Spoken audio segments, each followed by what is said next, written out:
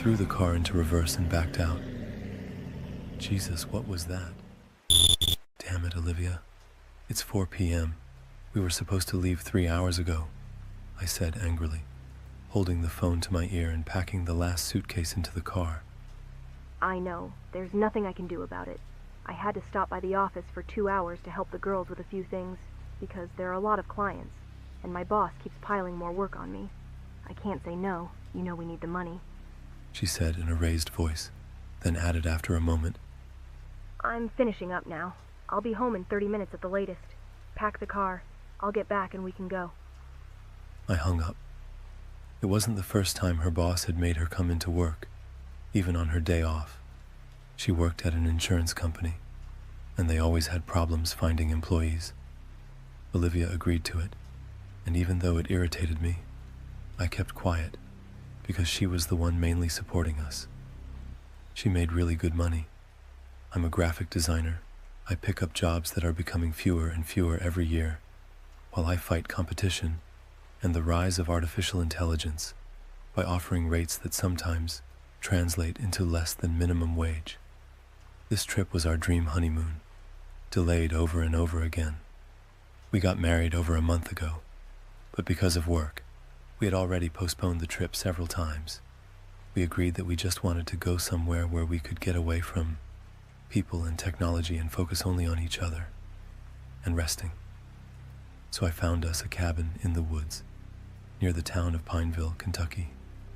It was beautiful, nothing around it but forest, silence, and peace. And if we needed anything, we had about 2 miles to town where there were local shops. 40 minutes passed, and Olivia still wasn't there. I dialed her number again. Are you on your way back? Damn it, that's like a 4-hour drive. We're going to arrive at night, I said, losing the last bit of my patience. Yes, Liam. I'm just leaving the office. I'll be there in 15 minutes. Did you call the owner to let her know we'll be this late? She asked, clearly irritated. I hesitated, but after a moment I answered, Of course I called. Everything is arranged. Good. Let's not argue. I'll be home soon. I love you. She said and hung up. A chill ran down my back. In all the stress and chaos, I had forgotten to call Mrs. Sophia. In theory, we were supposed to be there in 20 minutes to pick up the keys.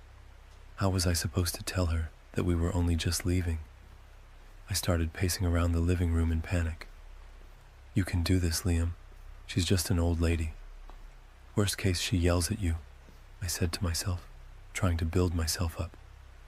She won't cancel the reservation. The cabin is already paid for, I continued. All right, I'm calling. Good afternoon, Mrs. Sophia, I said a little too enthusiastically. After a moment of silence, the old woman's voice came through the phone. Hello? Are you already here? You see, there's a situation. My wife got held up at work. We're only just leaving, I said uncertainly. Sir, you told me you had a 4-hour drive. It will be after 10 by the time you get here. Why are you calling me only now? I'll already be asleep. I don't leave the house after dark. The old woman said dryly, irritated, and I felt my hands start to sweat. I'm very sorry, ma'am. With all the stress and confusion, I forgot to call earlier. We'll try to get there as quickly as possible. A long silence followed, and I sat there on edge. Finally, I couldn't take it anymore. Hello, Mrs. Sophia. Are you there? I'm here. Come tomorrow morning. The old woman answered firmly. Please, have mercy. It's our honeymoon. We only have 1 week off. Every hour matters, I said in a pleading tone. After another pause, she spoke. It would be better for you if you came in the morning. But if that's what you want, I'll leave the key on the porch. Take it, and when you're done, leave it in the same place. Thank you so much. You're really saving me. I stopped mid-sentence, realizing the old woman had hung up. I sighed with relief. I knew the cabin owner would be angry, but I didn't expect her to take offense to that extent. Older people are naturally punctual, and apparently that really got under her skin. The doorbell rang, and I nearly jumped, suddenly pulled out of my thoughts. Olivia had arrived, finally. On my way to the door, I thought how good it was that I had managed to handle it before she got back. If she found out I hadn't done it earlier, I would have listened the whole drive to her, going on about how I rushed her, how I didn't take care of such an important thing, how I lied to her, and who knows what else. So, are we going? I asked, opening the door. Olivia looked at me with a wide smile and answered playfully. I still have to pee. She seemed very excited. We set off. The drive from Cincinnati to Pineville is about 220 miles, which is roughly a 4-hour drive. The route went by pretty quickly. We talked trash about Olivia's boss, laughed, joked around. We were simply enjoying free time and the lack of pressure from responsibilities the next day. We should be there in 20 minutes. I can't wait until we arrive, drink some wine, and get into bed, I said, grinning from ear to ear. After a moment, I added in a lower, playful voice, "You know, and I don't mean sleeping." Olivia giggled and said, Stop it, you idiot. "What? It's our honeymoon after all," I said, looking at her and tickling her around the ribs. "What's wrong?" I asked, concerned. Olivia's expression changed instantly. She went pale and her eyes widened. Liam, I think I saw something weird. I looked around. "What did you see? Where?" By the road. It looked like someone crouching. I think he was completely naked and emaciated," she said in panic, pulling her hands between her knees. I looked in the mirror. I saw nothing except forest and darkness. "Calm down. You're exhausted. You imagined it. We're almost in Pineville. I'll grab the keys quickly, and from there it's only a few minutes to our cabin." Out of the corner of my eye, I saw her turn toward me. Liam, that thing was looking at me. I wrapped my arm around her and pulled her closer. "Maybe it was some homeless guy, or some sick animal. Don't worry. You're safe." She nodded and forced a smile, but her eyes were still terrified. A moment later, we arrived at Mrs. Sophia's house. "Wait here a second. I'll be right back," I said, unbuckling my seatbelt. I got out of the car and walked onto the property. The keys were lying on the porch with a cheap tourist keychain. I took them and made a step toward the car. Suddenly, from a doghouse I hadn't noticed earlier, a medium-sized dog burst out with a roar and charged straight at me. My heart jumped into my throat. I started running. I barely managed to slam the car door shut behind me before the beast reached me. The dog pressed its front paws against the window, barking. I threw the car into reverse and backed out. Jesus, what was that? She could have warned me there's a dog on the property, I said, catching my breath. It clearly improved Olivia's mood. For the rest of the drive to the cabin, she giggled quietly to herself. "We're here. Beautiful spot," I said, turning off the engine and opening the door. Olivia got out right after me and added, And poorly lit. We took the suitcases and headed toward the cabin. "Yeah, there really isn't much light here," I muttered, struggling with the bunch of keys and trying to aim for the keyhole. I managed it. We stepped inside, and the smell of pine wood greeted us. The front door opened into a small hallway with a coat rack. On the right side, there was a small kitchen with a counter and a few cabinets, and on the left side, there was a large living room with a couch, a dining table, a fireplace, and stairs leading upstairs. Everything was done in a typical wooden cabin style. I'm exhausted. We'll unpack tomorrow. Can you turn on the heat? It's cold in here. Olivia said, taking off her jacket. "Sure, there should be instructions on the counter," I said, setting the suitcase against the wall. I picked up a small notebook and started reading. There were instructions for using the gas stove, turning on hot water, information about the breakers, and at the end instructions for heating the cabin. I started reading out loud. The cabin is heated only by the fireplace. In the woodshed behind the cabin, there is enough wood for the length of your stay. It must be chopped into smaller pieces. The axe and chopping block are next to the woodshed. I quickly skimmed the rest and continued. Heating the cabin takes 2 to 3 hours. Please do not leave the fire unattended. I froze. Good luck with that, Liam. Tonight you're sleeping downstairs so you can guard the fire. Olivia said, irritated, dragging her suitcase upstairs. Shocked, I pulled out my phone and opened the listing. But how only by fireplace? It says here there's electric heating too, I said, annoyed. I looked outside. There was no lighting around the cabin at all. How was I supposed to chop that damn wood in the dark?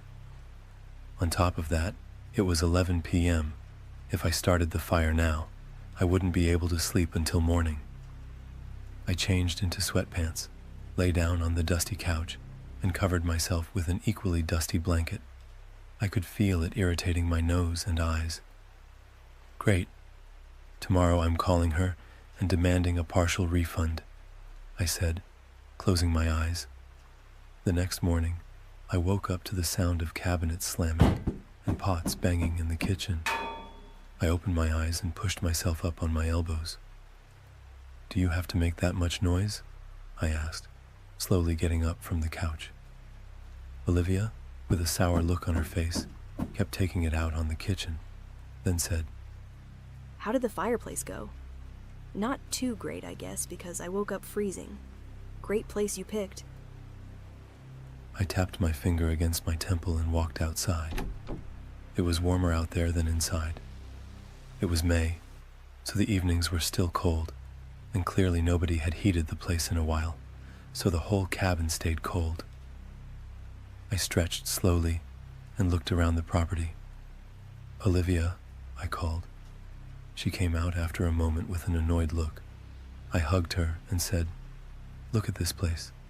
There's a fire pit, a grill, a big bench, forest all around, and instead of enjoying it, we were arguing for no reason. The listing said there was electric heating. I'll call the owner and ask. Maybe it's just a mistake, I added. I went back inside, opened my call history, and pressed call. Good morning, did you arrive? The old woman asked. Yes, we arrived.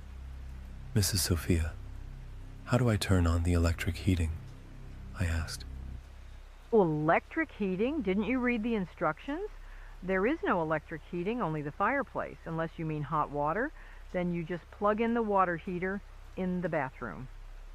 Mrs. Sophia, the listing says there are 2 sources of heating, fireplace and electric, I said, annoyed. After a moment of silence, she answered.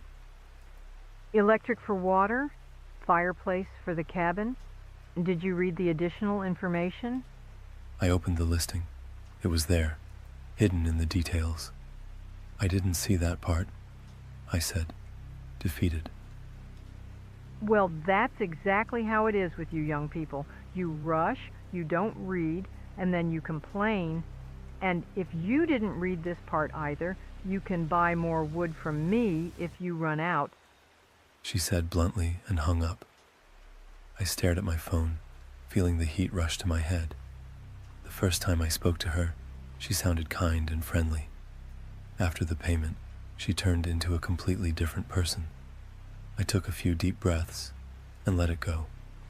I wasn't going to let this ruin the trip. I walked over to Olivia. Listen, I'm sorry. I checked the listing wrong. The heating is only by fireplace, I said. Oh, well, it happens. So what are we doing? She asked. Maybe you could go into town and grab some groceries, and I'll chop the wood in the meantime, I said, taking her hand. She smiled. That's a good idea. I'm hungry. Olivia drove off, and I stood there looking at the pile of wood, wondering how I was supposed to handle it. I set a piece on the block, raised the axe over my head, and swung with all my strength. I missed, and the axe slammed into the ground inches from my foot. A cold sweat ran through me. Damn, that was close, I thought, stepping back. Suddenly, I heard a voice from behind the fence. Hey, what are you doing? An older man was standing there leaning on a bicycle. Trying to chop wood, I said, embarrassed. He straightened up and said with a grin, First time? You almost lost your leg. Yeah, first time, I said, walking toward him. He leaned his bike against the fence and stepped onto the property. I'll show you. Thanks, I'm Liam, I said, reaching out my hand. James, He replied, shaking it and walking toward the wood. He picked up the axe and said, feet apart. Aim slightly past the center. Hold it tight, and bring your whole body down. The axe cut through the wood cleanly, splitting it into 2 pieces. This axe is too small for this wood. You'll have to work a bit harder. Sophia should really invest in better tools if she wants to rent this place out, He said. Then he looked at me. When did you get here? My wife and I arrived last night, I said. His expression changed instantly. At night? You arrived after dark? Yeah, it just worked out that way, I said, confused by his sudden shift. He put the axe down and stepped back. I have to go. Good luck.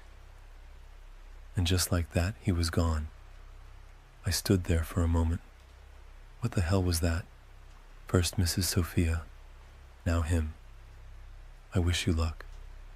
People here were really strange. I finished chopping the wood and stacked it next to the fireplace. Why isn't Olivia back yet? I thought, looking at my phone. She had left over an hour ago. The town was only a few minutes away. I opened my contacts and called her. At that same moment, I heard a vibration coming from the kitchen. She hadn't taken her phone. A strange chill ran through me, and I started to worry. I'll walk toward her. Worst case, we'll meet on the way. There's only one road leading here. I locked the door and started down the small road toward town. I had taken maybe 10 steps when I noticed a car approaching in the distance. I felt relief. Well, great. She's coming back. She's going to laugh at me for worrying for no reason, I said, stopping and waving in her direction. She was driving a little too fast. Something was wrong. I looked closer and froze. The front was dented on the right side, the headlight was smashed, and the fender was cracked. I started running toward her. She pulled up and got out without turning off the engine. I wanted to call. I forgot my phone. She said, crying. I wrapped my arms around her. Hey, what happened? I hit a tree. Liam. I saw him again. She said, shaking. A cold shock ran down my back. Are you hurt? Who did you see? I asked, looking at her. She didn't look injured, but she was completely shaken. She pressed herself closer to me. I want to go home. We stood there for a moment. Come on, let's go back inside for now. You can tell me everything, I said gently. She nodded and got into the passenger seat. The car must have hit the tree at an awkward angle, which is why the damage looked so bad. But it probably wasn't too hard since the airbag didn't deploy. I parked the car and we went inside. Olivia sat down on the couch without saying a word and stared at one spot. I made tea and sat next to her. Please, tell me what happened. What did you see? I said, placing my hand on her shoulder. She started speaking in a trembling voice. I was coming back from town. I was about halfway there, and out of the corner of my eye, I saw something moving between the trees. She sniffed, tears running down her cheeks. I thought it was an animal, but a little further down, that thing suddenly stepped onto the road. I saw it for a split second. It was crouched, twisted, and staring right at me. I closed my eyes and slammed the brakes. The car hit the tree. I was scared. I wanted to call you, but when I opened my eyes, it was gone. I felt that cold feeling again. What the hell is going on here? Maybe it's just stress, exhaustion, I thought. Hey, it must have been an animal, I said, trying to calm her down. But inside, I felt it too. Not fear of some creature, but fear for her. We sat like that for a while. I managed to convince her to stay, and I promised that if needed, I would be the one driving into town. Olivia needed this time off. She needed to rest, and I was going to make sure she got it.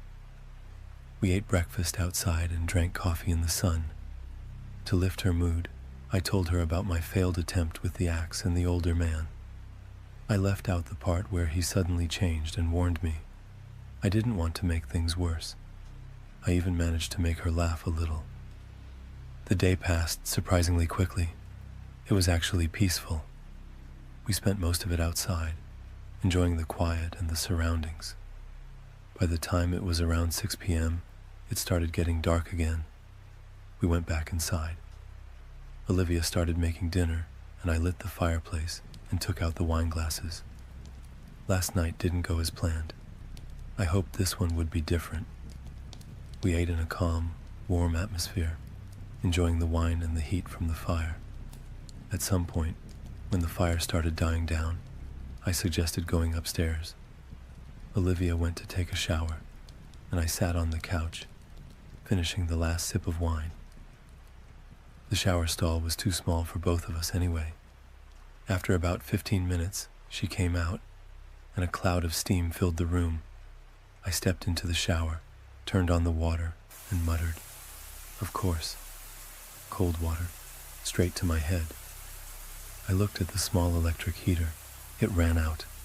After the fastest shower of my life, I went upstairs. Olivia was already in bed, lying on her side. I got in next to her and realized she was already asleep. I felt a little disappointed. I had hoped for something more intimate, but I understood. She had gone through a lot today. I put my head on the pillow and fell asleep. I woke up with a dry, scratchy feeling in my throat. I slowly opened my eyes and looked toward the window. It was still dark outside. I need water. I must have overheated the place with the fireplace, I thought, checking my phone. 3:40 a.m. I looked at the other side of the bed. The spot where Olivia had been sleeping was empty. Maybe she went to the bathroom, or to get some water, I thought. But something felt off. It was too quiet. I sat there for a moment, completely still. A heavy wave of anxiety hit me, and my stomach tightened. No footsteps, no movement, nothing. I got up quickly and went downstairs. Halfway down the stairs, I froze. The front door was wide open, and Olivia was gone. Don't miss the next episode. Subscribe. I grabbed the handle and yanked it much harder than I should have. The door slammed against the inside wall of the cabin, leaving a large dent. I ran outside, my skin crawling and a suffocating weight on my chest. My heart was pounding like crazy. "Olivia," I screamed with all my might, my voice tearing through my throat like sandpaper. The echo carried into the woods, dying out in the distance. I turned on my phone's flashlight and ran around the property. Olivia was nowhere. I caught my breath and screamed, "Olivia!" again. I'd never felt fear like this. My stomach was in knots, and every beat of my heart felt like it was going to burst through my ribs. Where is she? Why did she just disappear? And where the hell is she? I looked around frantically, trying to wrap my head around it. The car was right there, so she didn't drive off. Where the hell is she? Panic was choking me, and my breathing got fast and shallow. Circling the property a second time, I noticed the gate was open. I ran through it, lighting the way with my phone.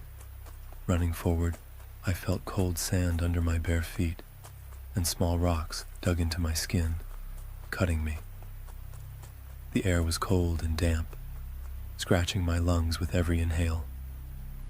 I looked around for any kind of trail, anything that could show me where to go. Darkness and tree silhouettes were everywhere.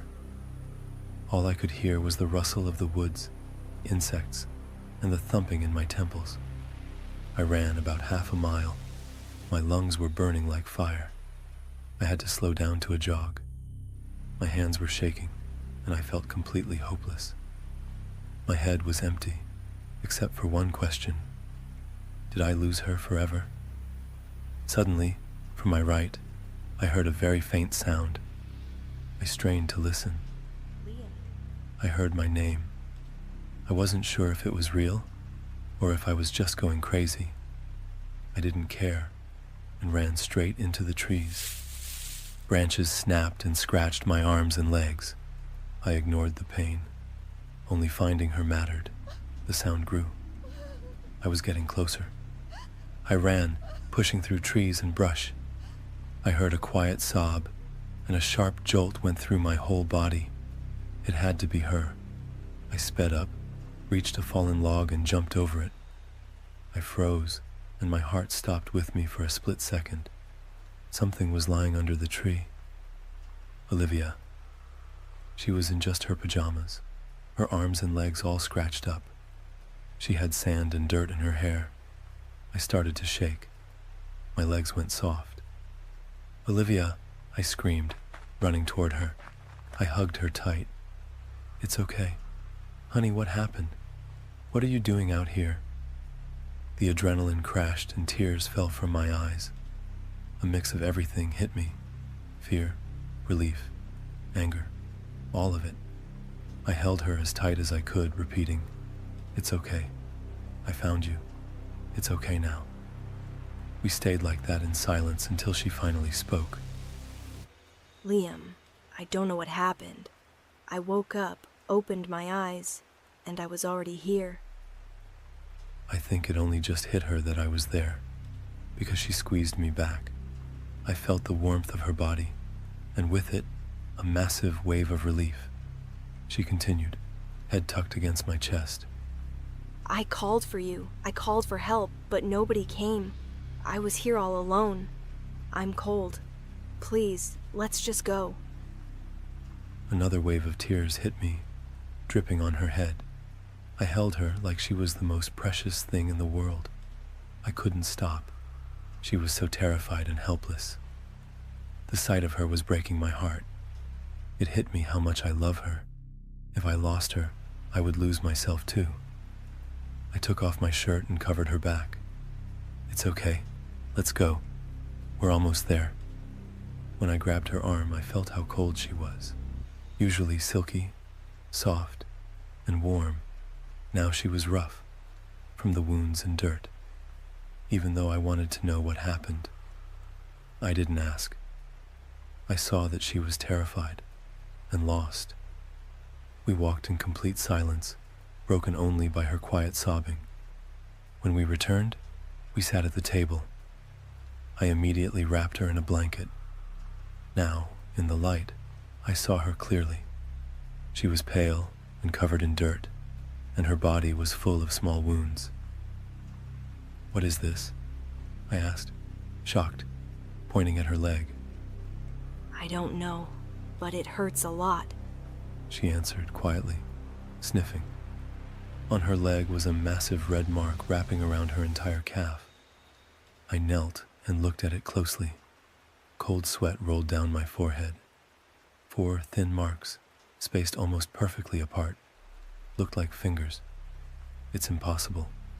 They're too thin and too long for a human hand. It's probably from branches. They must have wrapped around your leg, I said, standing up and heading toward the kitchen. I put on water for tea, trying to make things feel normal. Olivia didn't answer. She sat motionless, staring blankly at the corner of the table. I added after a moment, "Honey, you probably sleepwalked." She lifted her head and looked at me, her eyes full of anger and disbelief. Liam, I have never sleepwalked in my life. And what the hell was I doing a mile into the woods, for God's sake? She asked, her voice rising. I put the bags into the mugs, staring at the kettle. I didn't know what to say. She was right. I'd never seen her sleepwalk. I'd never heard of sleepwalkers doing that. I walked over and looked deep into her eyes. Listen, honey, we haven't had a vacation in years. We're under constant stress. Work sleep, that's it. Maybe now that your body is resting, it's all coming out. In a few days, once you get some real rest, everything will go back to normal. I promise. Maybe, She said, trembling, then added as she stood up. I'm going to take a shower. I feel disgusting. I stared blankly at the bathroom door. Even though she was safe, I couldn't calm down. I felt a knot in my stomach. The stress wasn't letting go. What should we do? Go back home or stay here? I'm almost certain she needs this vacation, that she needs to rest. I'm sure once she relaxes, everything will work out. I kept telling myself that. I took the hot tea and sat on the couch. Now that the emotions were fading, I felt the sting from the cuts on my legs. There were so many. Most were shallow, but the ones on my feet were deep. After a moment, Olivia came out of the bathroom and asked, Liam, are we going to bed? Go ahead, honey. I'll join you in a second. I just need to get it together, I said with a forced smile. She ignored it and went upstairs. I washed my feet, took tweezers, and started pulling out splinters and pebbles. There were so many of them. I started to get drowsy. Everything was blurring. I leaned my head back and sank into it. Pain shot through my neck. Damn.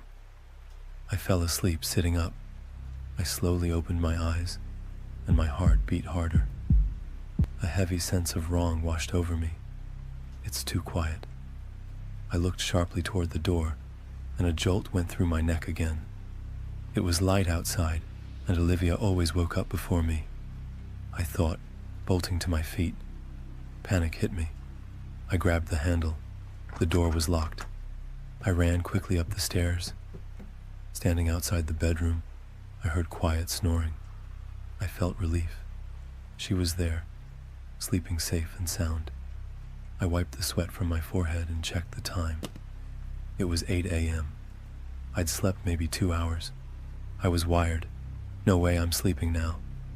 My body was in full fight-or-flight mode. My heart rate was closer to a CrossFit workout than a resting state. On shaky legs, I went downstairs and put on coffee.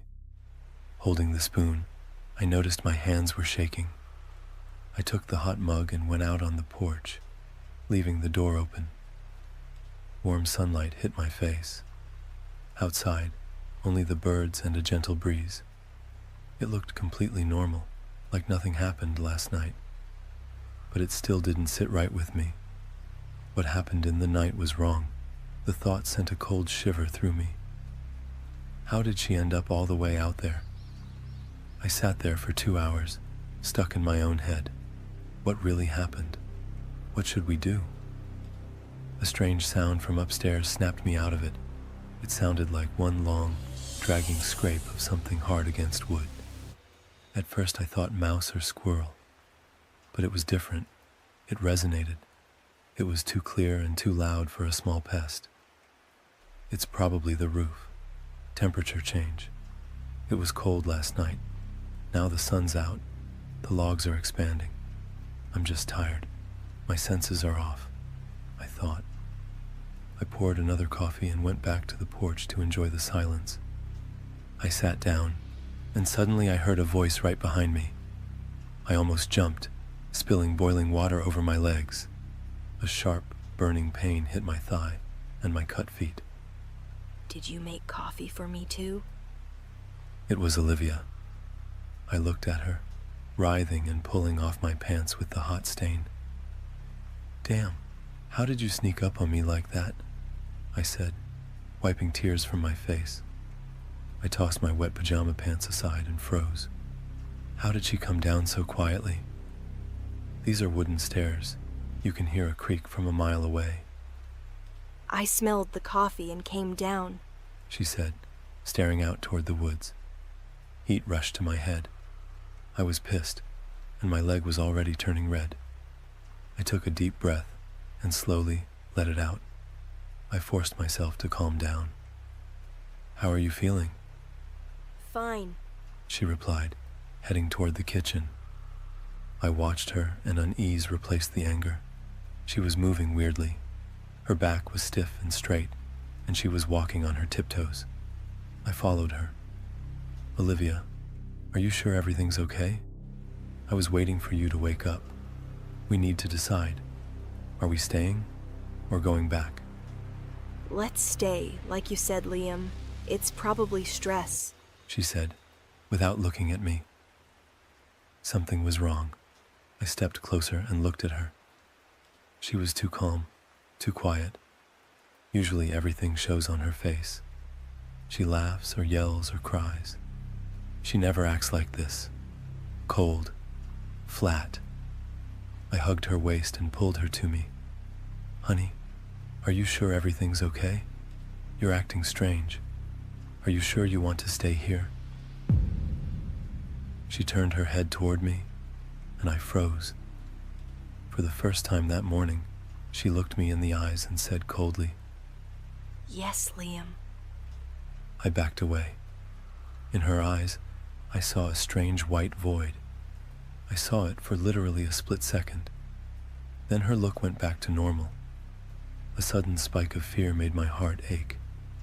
I must have imagined it. Exhaustion and stress. I'll have to sleep during the day, I thought, going upstairs. "Okay, if that's what you want, honey, I'll go chop some wood for tonight," I said loudly. I put on a tracksuit, ran down the stairs, and went outside. Going out, I glanced toward the kitchen. Olivia was standing there, staring at her mug, completely ignoring me. I took the axe, set a log on the stump, and swung with everything I had. The wood split clean in two. Better than last time, I thought, and stood there looking at my work. Suddenly, a voice from the fence snapped me out of it. Looks like you've learned already. I smiled. I really liked James. He always had this warmth and confidence. I walked over. I had a good teacher. We shook hands. Legs are fine from what I see, so why the limp? He asked, smiling. I felt a chill on my neck. Yeah, I went outside barefoot, got some splinters. James laughed. Barefoot? You really are new to the woods. Why would you do that? I ignored the question. I didn't want to go there. Listen, how about breakfast with us? As a thank you, I asked. James walked through the gate. I've already had breakfast, but I won't say no to coffee. Halfway there, I called out, Honey, make some coffee? James is here. For a second, things felt normal again.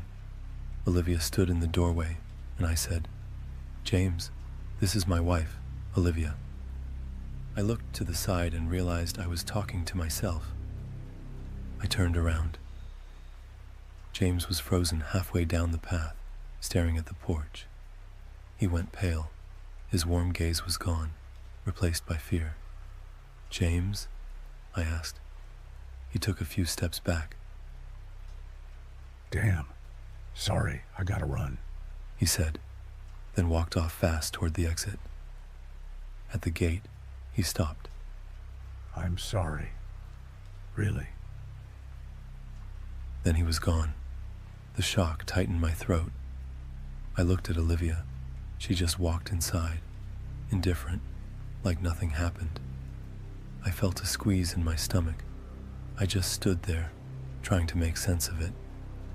James left like that before. Maybe it's his age. Maybe he remembered something. And Olivia, she went through a trauma. Woke up alone in the woods. Of course she's not normal. I need to be a man and support her, I thought, and headed inside. She was sitting on the couch with a mug of cold coffee, staring at the stairs. I sat next to her. "Honey, is everything okay?" She took a sip. Liam, I already said. She said it with no emotion, just a resonant drawl at the end. The way she said it made the hair on my neck stand up. I didn't know what to do. I felt helpless, like I was about to go crazy. I stood up and went out. "Get it together, Liam," I muttered on the porch. I started pacing. She says she's fine. There's no way she's fine. We'll wait until tomorrow. If it's not better, we're leaving. Psychologist, psychiatrist, whatever. My thoughts were racing, mixing with the exhaustion. It felt surreal, like my body wasn't mine anymore. I was moving, but it didn't feel like me. I needed to do something normal. So I went back to chopping wood. It took half the day, and every hour I felt the tension falling off. I stacked wood by the fireplace and put the rest in the woodshed. I went back inside. Olivia was nowhere. I looked up. She probably went to lie down. I went to the fireplace and started stacking.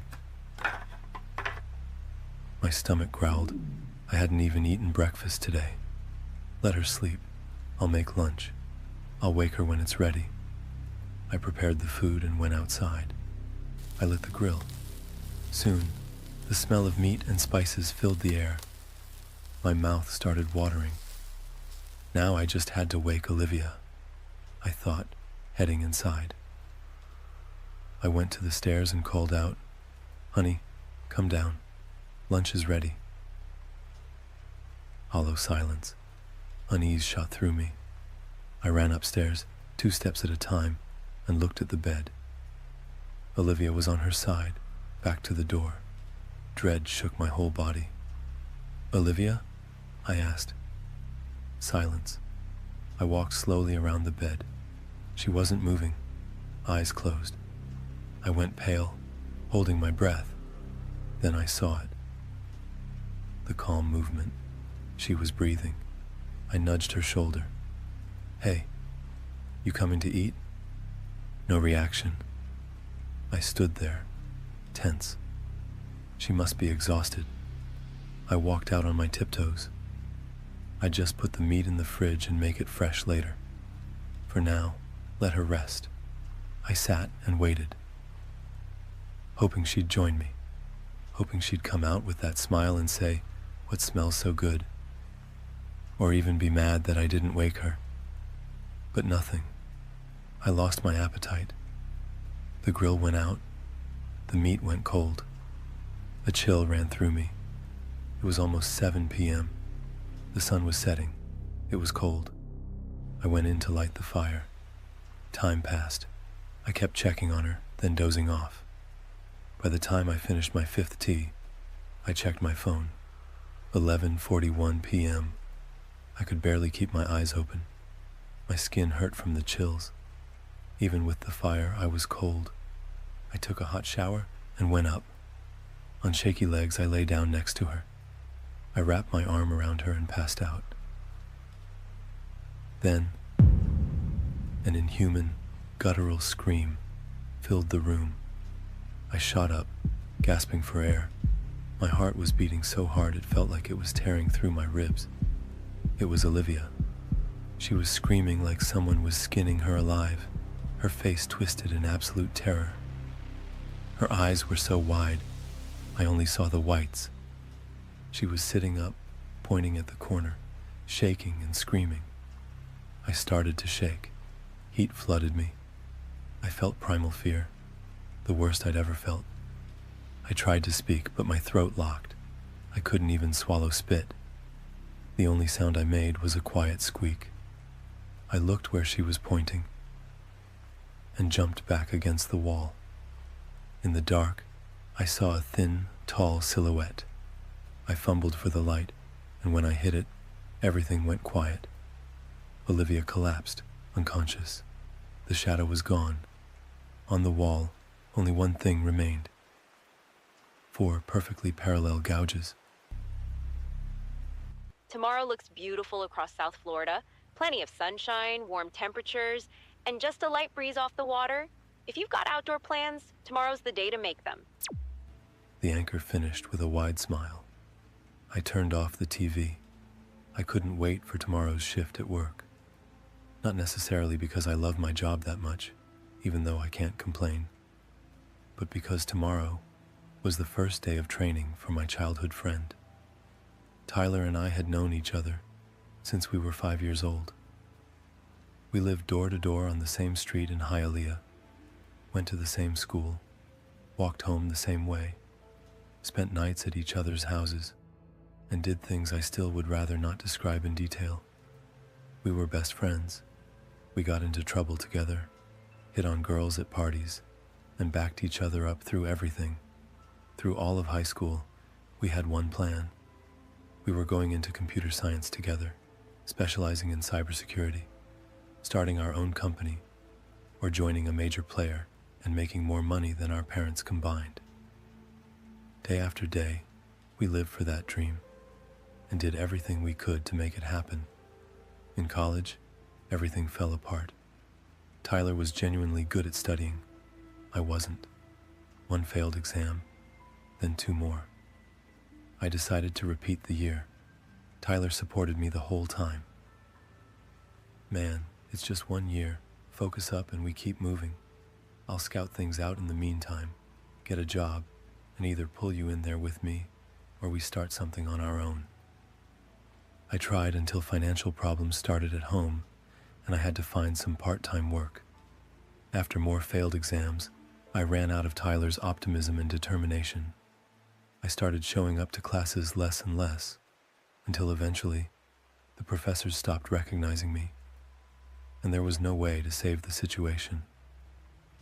I took a part-time job in construction. The neighbor from the house next door got me a position as a helper on a job site in Brickell. It wasn't my dream option, but he told me if I showed up tomorrow at 6, I'd have a paycheck in a week. So I showed up. For the first year, I hated every day. Hard physical work, carrying tools, bags of sand, concrete, and other building materials. Every single day after work, I just collapsed onto my bed and passed out. I realized I had to change my approach. So I did. Instead of just standing there and hauling things around, I started watching the machines and thinking about different options. I got serious about it, and instead of complaining, I took my first courses, went through training, and did my practicals. It took me 2 years, but I officially became a crane operator. After I dropped out of college, my contact with Tyler turned into occasional messages and even rarer meetups. It wasn't the same anymore. Life picked up speed, and reality tore our dreams apart. I missed him a lot. We were like brothers.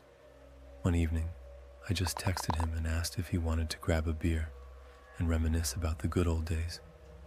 He agreed almost right away, which honestly surprised me. Usually he'd dodge it with no time, too much work, something like that. We met at a bar on Brickell Avenue. It was Wednesday, so it wasn't crowded. It had been a while since the last time we saw each other. At first, the conversation was stiff. Basic questions like, "How have you been?" and short answers like, "Good." We talked about the weather, relationships, health, but not work. Work had become a taboo subject for both of us ever since our paths split. 3 beers later, things got a lot looser and a lot more fun. We started talking about old memories, school shit, stupid things we did together, a few funny stories. As he opened another beer, Tyler said flatly, "I lost my job." I looked at him, thrown off by the sudden change in topic. "What do you mean?" He took a long pull from the bottle and answered, Layoffs. I wasn't the only one. The market's crowded right now, too many specialists, too few jobs, companies are cutting costs, and juniors were the first ones to go.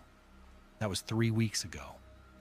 Since then, I've sent out over 100 resumes and gotten 0 replies.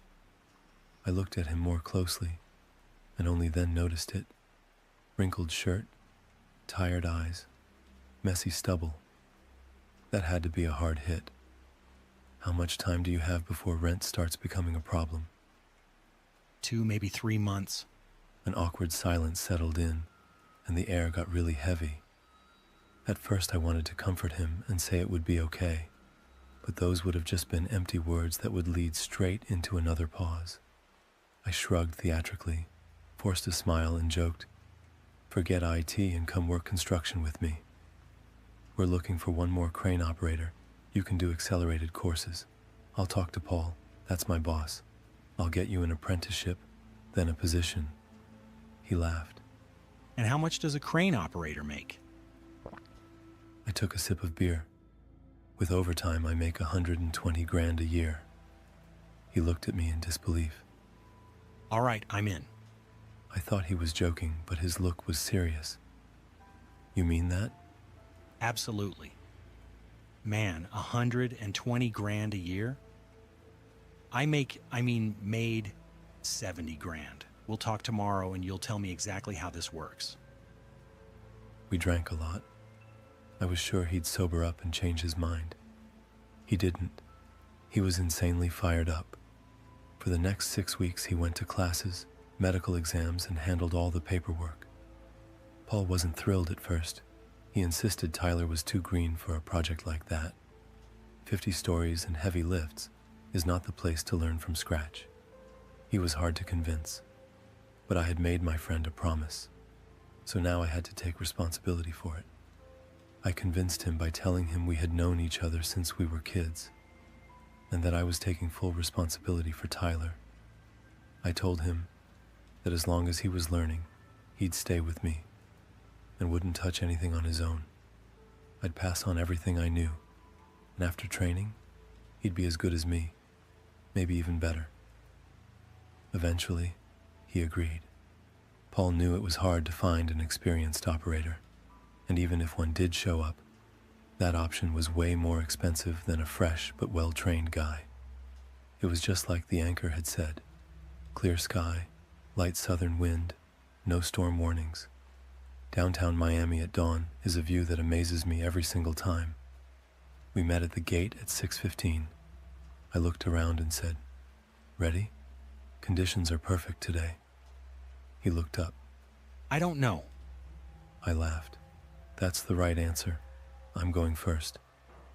Climbing a tower crane at that height can freeze your blood even after years of experience. Usually, people with no experience still talk, ask questions, and joke around for the first 60 to 100 feet up. Above that, they go quiet. Once you've climbed a third of the height, every little gust of wind feels 10 times stronger than it does on the ground. Every gust feels like an invisible force trying to rip you off the structure. The higher you go, the more you feel the whole thing working and swaying. The metal gets colder and damper, even in full sunlight. Above 160 feet, you feel like you have control over nothing anymore. That's the height where your survival instinct starts going insane and begging you to get back to the ground. Tyler had gone quiet at 130 feet.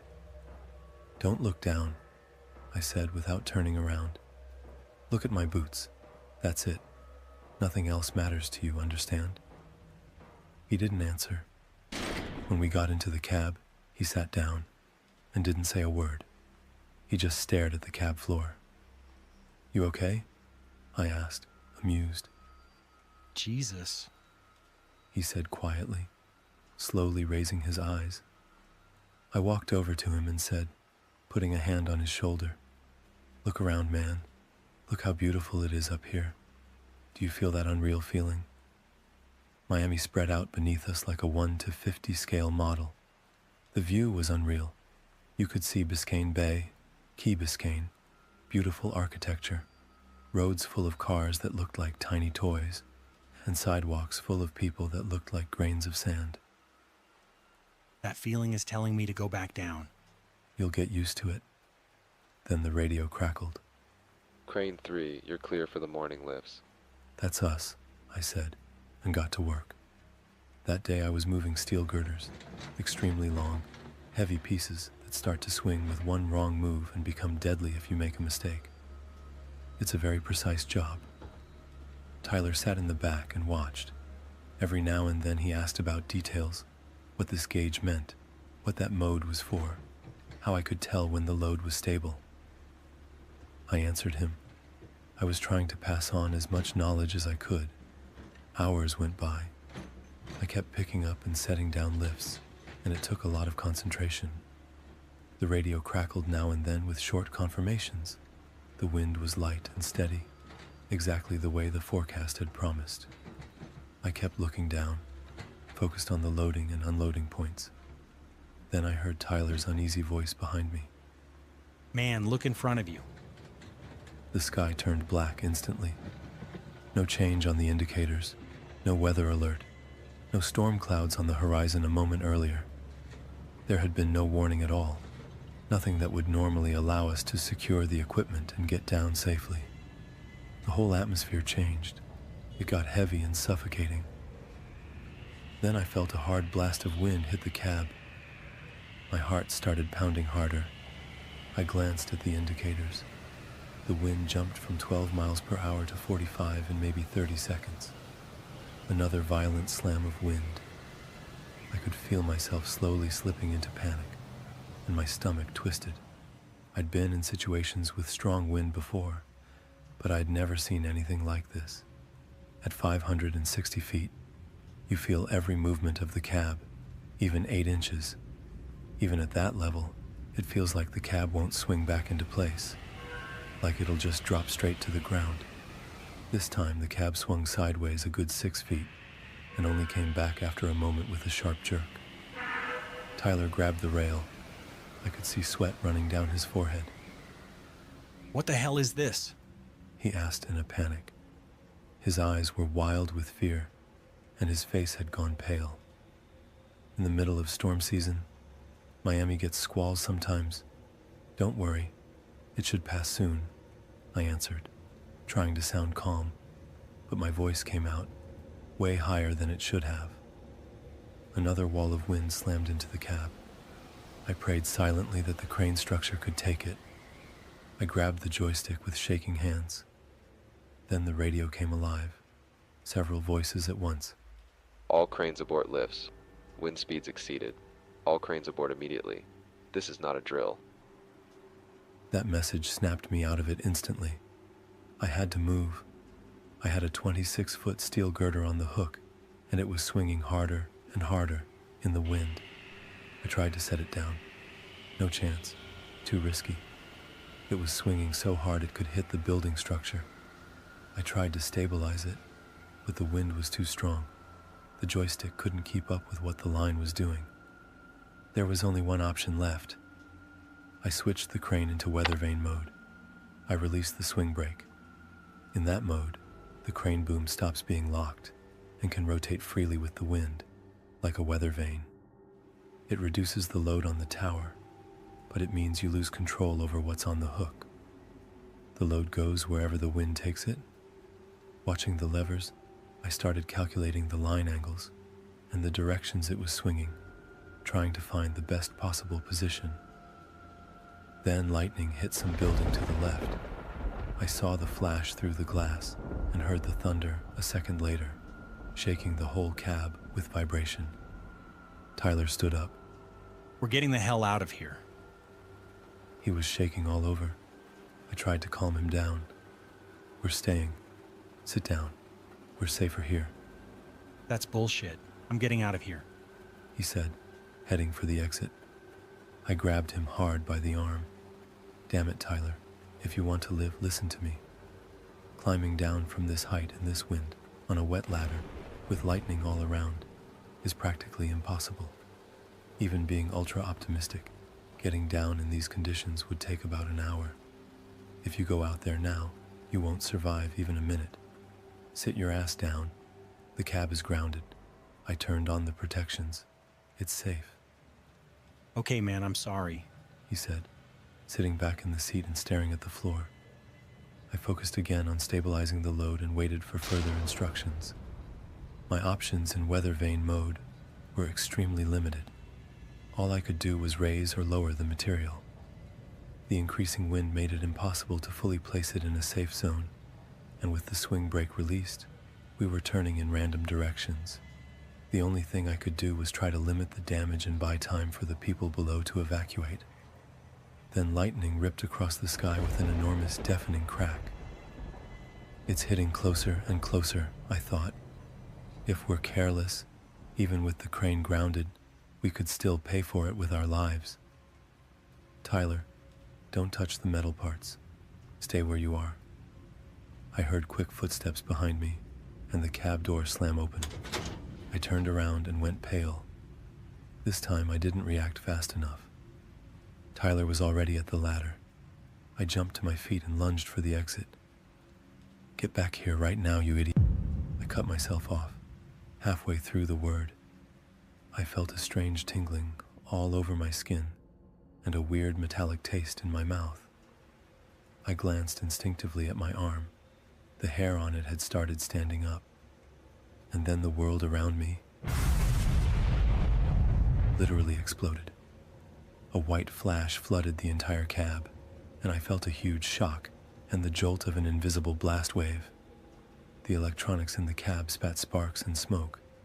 I felt a violent vibration through every cell in my body, and a sound so huge, it hurt. As I lost consciousness, I remembered a Skrillex concert when I was standing close to a speaker stack. Every bass hit had been something you felt through your entire body. I was lying on the cab floor, seeing only darkness and hearing a high, piercing ringing in my ears. In my mouth and nose, I could taste a mix of metal, ozone, and burning. I was completely dazed. "Why am I on the floor?" I whispered. Slowly I started pushing myself up, looked around, and realized what had happened. Lightning had struck. This time not the building next to us. It had hit the crane's mast tip directly, 33 feet above the cab. Tyler. He had been outside. My legs went weak. I staggered over to the cab door and looked through the small window, a small platform, and from there the ladder. Nobody was there. I looked down. The clouds had dropped so low I couldn't see the ladder past the 10th rung. Everything was one solid gray wall of wet air. I couldn't see the structure. I couldn't see the building. I couldn't see the ground. I was inside a cloud, 560 feet above downtown Miami, and I could see maybe 20 feet in any direction. I felt tears running down my cheeks. I leaned out and shouted in a breaking voice, "Tyler!" The wind took my voice. There was no answer. Nothing but the sound of rain against steel, and the constant low howl of wind through the lattice. I shut the cab door. The radio, or what was left of it, was breaking through the static in fragments. Loose load on 3. Watch it. Rapid evacuation. Watch the load. I felt another hard hit of wind against the cab. Then the cab lifted slightly upward. I heard a muffled impact from below. I knew what that meant. The load, 8,000 pounds of steel, hanging on a swinging line in wind, far beyond safe limits, had finally come loose and hit something below. Suddenly a scream came over the radio. "Oh God, oh God, oh God." Someone kept repeating it over an open transmission without releasing the button. After a few seconds, someone else yelled to clear the channel and call medics. I sat by the damaged console, staring blankly into the gray wall of fog in front of me. I knew the falling steel wasn't my fault. I had done everything I could. But Tyler, I was the one who brought him here. I was supposed to be responsible for him. We were supposed to work together again and be best friends again. And now my best friend was gone. I would never see him again. The crane jerked, much harder than before. It didn't rotate. It didn't sway. It jerked. The swing release systems hadn't worked. It was one violent, asymmetrical movement that threw me into the panel. I felt the impact in my shoulder, then warmth by my temple. I touched it, red smear, a small cut on my forehead from the edge of the panel. I grabbed the controls instinctively. Weather vane mode should have been working. The boom should have been moving freely with the wind. But something was wrong. The boom was stuck at an angle and wasn't reacting to changing loads the way it should have. Something in the swing mechanism had been damaged, probably by the lightning strike. The crane was now acting like a rigid sail into the wind, taking the full force of every gust. The boom, about 295 feet of steel with the hook, was locked sideways to the wind, which had gone above 62 miles per hour. Crane designers build in a safety margin, but nobody designed something to withstand that kind of wind resistance. The whole tower shuddered. Not the cab, the tower, the footing beneath the cab, the lattice I was standing on. Everything went into vibrations at a frequency that should not happen in a steel structure. I felt it through the soles of my boots. I felt it through the seatback. I even felt it in my teeth. And then I heard the first ping. A sharp wave of fear shot through me, and my stomach jumped into my throat. A quiet, high, distinct sound of metal under more force than the calculations were meant to handle, exactly like the one they showed us in training in that overload video. The instructor had said, "If you ever hear that, it means it's already too late to think about protocols. That's the sound telling you to run as fast as you can." But there was nowhere to run. The ladder outside was wet. The wind was above 62 miles per hour. Below me there was a cloud and 200 feet of invisible space above the ground. On top of that, there were flashes and thunder nearby. Climbing down in those conditions wasn't a risk. It was a sentence.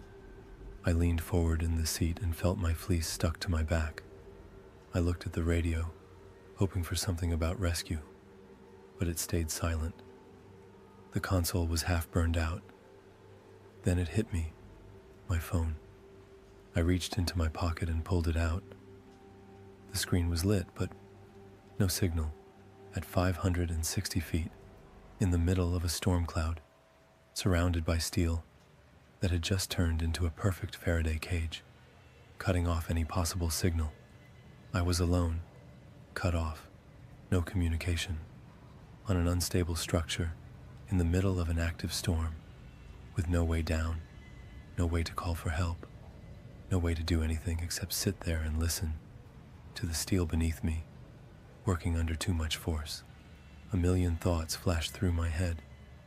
Would the structure fail, and I'd just fall with it? What if Tyler somehow walked back through the cab door? What if I got word that help was on the way? I knew the first possibility was the most likely. With every gust, the structure leaned more and more. Conditions made it impossible to send a rescue crew. And Tyler, I was inside the cab, and for a moment, I had thought I was dead. So how could he have survived being outside it? I sat motionless. The crane trembled. Rain pounded against the side windows. The crane structure was bent at such an angle that it was a miracle it was still standing. I felt a huge, steadily rising fear. My hands and legs tingled. My heart pounded like crazy. Every rustle, every sound had me within an inch of a heart attack. A few minutes passed. Again, ping. This time the sound was clearer. I looked through the lower cab windows, the ones by my feet that are normally used to watch the line during precision operations. Through rain and fog, I could see the lattice beneath the cab. One of the main joints between tower sections, where the thick bolts hold the steel boxes together, was visibly distorted.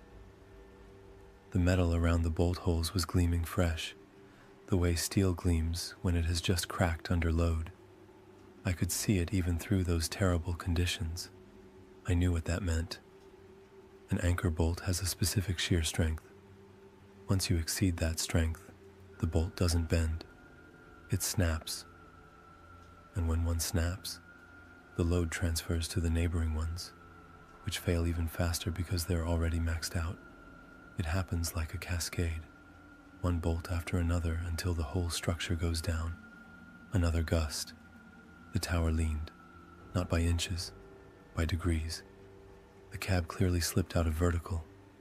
Loose things in the cab, Tyler's hard hat he had left by the door, a notepad, a metal mug, slid across the floor and slammed into the glass. The tempered glass by my feet fractured into a spider web. I stared through that spider web down into swirling clouds, into endless gray. And I understood one very specific physical fact. The only thing between me and 560 feet of free fall now was a cracked pane of glass, 2 bolts in the cab floor, and the question of how long the steel would hold before the math won. Please, let this just be a bad dream. Please, I want to wake up, I said to myself. The wind rose again. The boom bent. I could see it through the front glass. I could see the steel lattice sections that should have been straight lines curving now into a slight, unnatural arc. The radio chirped. Through the static, a broken voice came through, but just clear enough for me to understand. Crane 3. Hold on. Can't. Wind too strong. Trying. They knew I was here. They couldn't come up. Ground level wind in a storm like that was already beyond safe limits for rescue teams working in the open, and the crane was unstable. I knew nobody was coming until the storm eased up. There was only one question. Would the storm ease up before the structure gave out? I felt a violent yank, and then a heavy overload. It threw me sideways. I grabbed a pipe by the console on instinct and felt cold metal in my hand. The structure gave way. I closed my eyes, but my sense of balance wouldn't let me forget what was happening. I was falling with the entire cab. I heard the sound of metal driving into concrete. I felt a dull ache in my head. I opened my eyes. The side wall of the crane had slammed against a support of the high-rise under construction. A wave of warmth covered my face, and red spread across my vision. I wasn't afraid anymore. I felt resignation and a strange calm. I gave in to those feelings. And then everything went quiet. The wind changed from a howl to a rush. The rain eased, and the crane stopped shaking so violently. That's the thing about squalls in Miami. They start suddenly, with no warning, and they end the same way. This one had maybe lasted 15 minutes from the first violent gust. That was all it took for the destructive force of nature to destroy my whole life. I sat there for a while, breathing hard. I wasn't sure whether the destruction was over or whether it was just a pause. The wind dropped even more. The clouds started thinning a little. Not completely. I was still high above the ground, and visibility was still bad. But for the first time in the last 15 minutes, I could see more than 20 feet. I looked through the front glass. The crane boom was bent. The steel lattice that should have been a level extension of the tower was sagging downward now. Any extra load, any gust of wind, any movement inside the cab could finish what the storm had started 15 minutes earlier. Crane 3. Crane 3. Are you there? Are you alive? Give us a signal. Came a voice from the radio. Slowly, I moved closer to the console and tried to answer. I'm here. I'm alive. Send help, please. Hurry. Crane 3. Crane 3. Give us a signal. They repeated. Burned out components had killed the mic. I could hear them, but I couldn't answer. I looked at the ladder. It was intact. Not perfect, not undamaged. There was visible damage on it, but it looked stable. I felt a brief surge of hope. The wind had dropped to a level where climbing down was possible. Not safe, but possible. And the difference between those two things is enormous, and I knew exactly what that meant in practice. Wet rungs, a twisted tower. The connections between tower sections were damaged, and I didn't know how badly. Was the ladder still completely straight, or somewhere farther down had it twisted with the lattice? 560 feet under normal conditions is 20 minutes. How long would it take me in this condition? I sat by the damaged console with a dark crimson trickle running just above my eye and did the math. There was no good way out. If I stayed, the crane might fully collapse and I'd fall with it. If I started climbing down and the wind or the storm came back, I was done. I looked down at the construction site through the slowly clearing window. Now I could see ambulances. A lot of them. Blue and red lights all along the street. Tiny figures running between equipment. And in one place, off to the side of the site, something I didn't want to look at for too long. A cluster of people around one spot and yellow tape stretched all around it. That was where the beam had hit. I closed my eyes. There's no point sitting here and counting things I have no control over. I'm done waiting. I want to do this on my own terms. I opened my eyes and stood up slowly, feeling the cab react to my movement.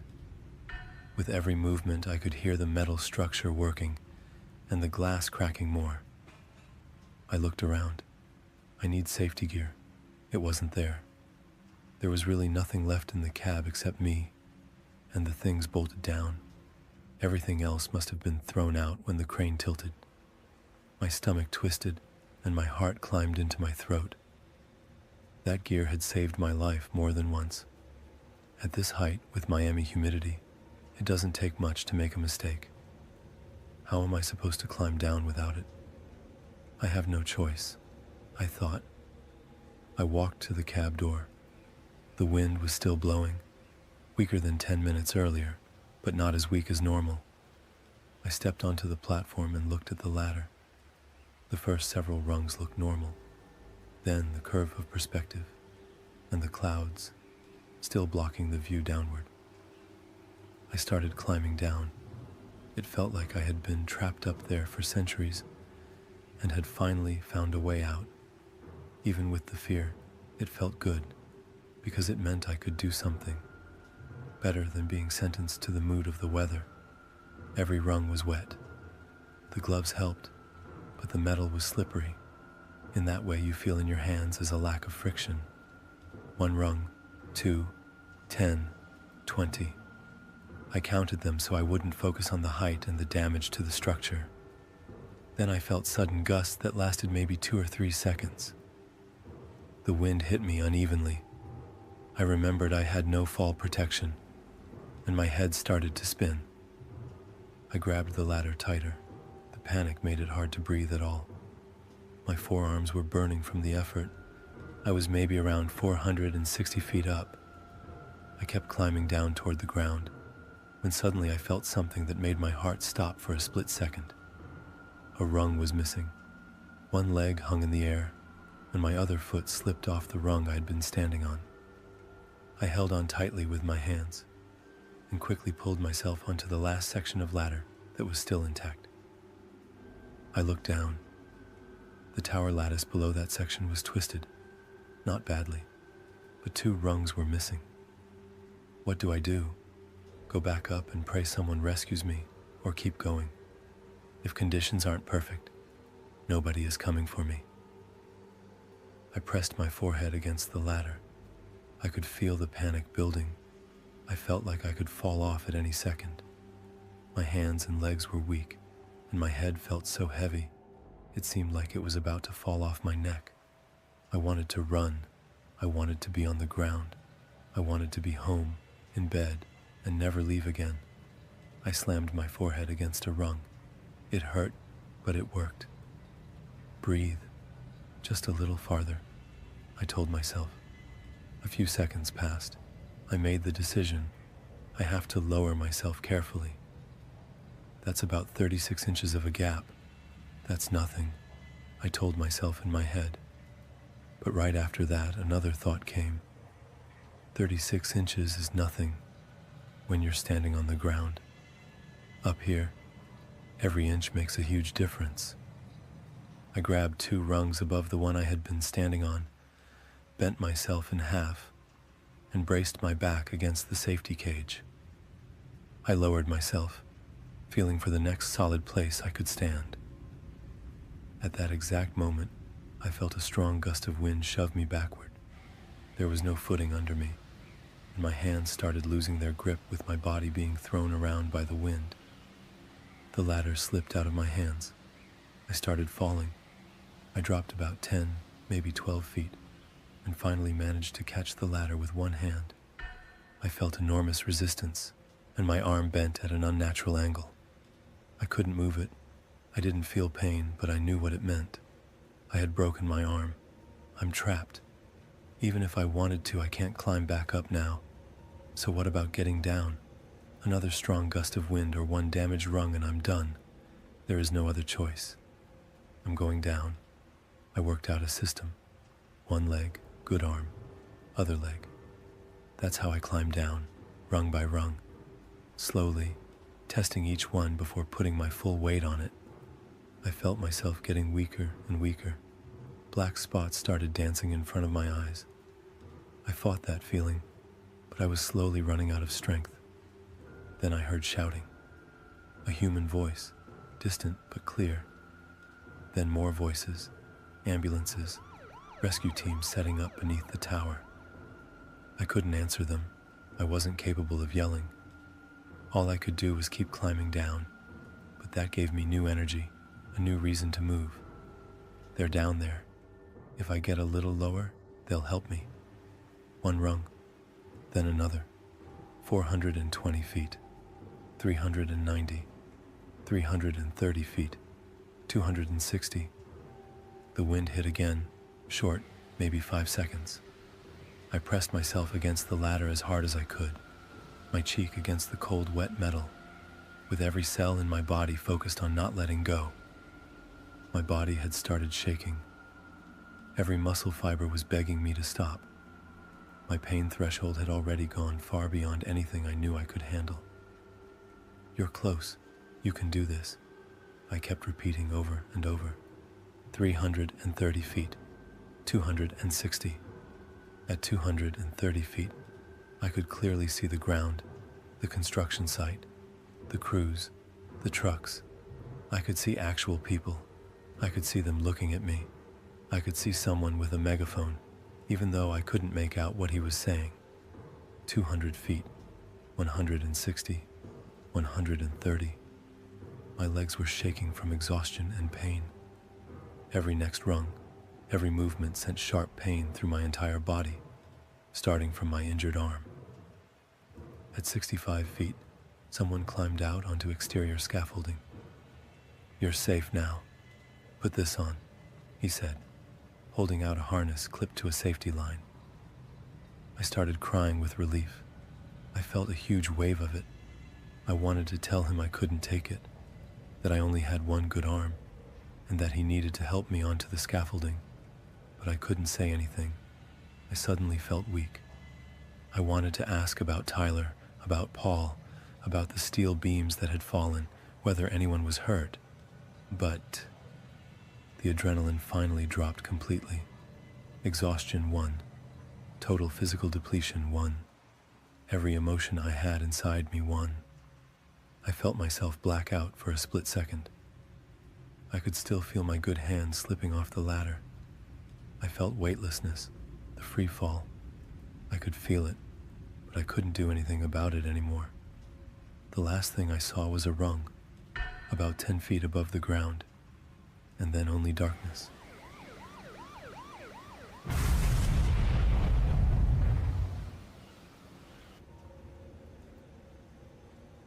I run my own business. Unfortunately, it hasn't been doing well lately. I landed a major lead, and the client is interested in working together, but it means traveling south to negotiate a contract that could finally pull my business out of the red. I hit the road before sunrise to make sure I'd arrive on time, grab a bite, and freshen up before the meeting. After all, first impressions are everything. The highway stretched out endlessly ahead of me, boxed in by concrete sound walls, but I didn't care. I was happy. For the first time, things were finally going my way. I drove, humming to myself and sipping coffee. I was already picturing the wire transfer hitting my account, and that pure relief when the financial pressure finally vanishes. And once everything settles down, I'm taking my wife and kids on a well-deserved vacation. On the road, it was just me and a handful of other drivers, 2 cars behind me, 2 in front. We were moving in formation at a steady 80 miles per hour. Maybe they had their cruise control set, just like I did. I watched the sky turn a pale gold, the horizon dissolving into the light. It felt like a fresh start. I felt a surge of energy I hadn't felt in a long time, after being stuck for so long in gray days and a cycle of debt. I passed more signs, mile markers, warnings, the usual language of the road. At some point, a green sign appeared. Rest area, 20 miles. I figured I'd stop and wake myself up a bit.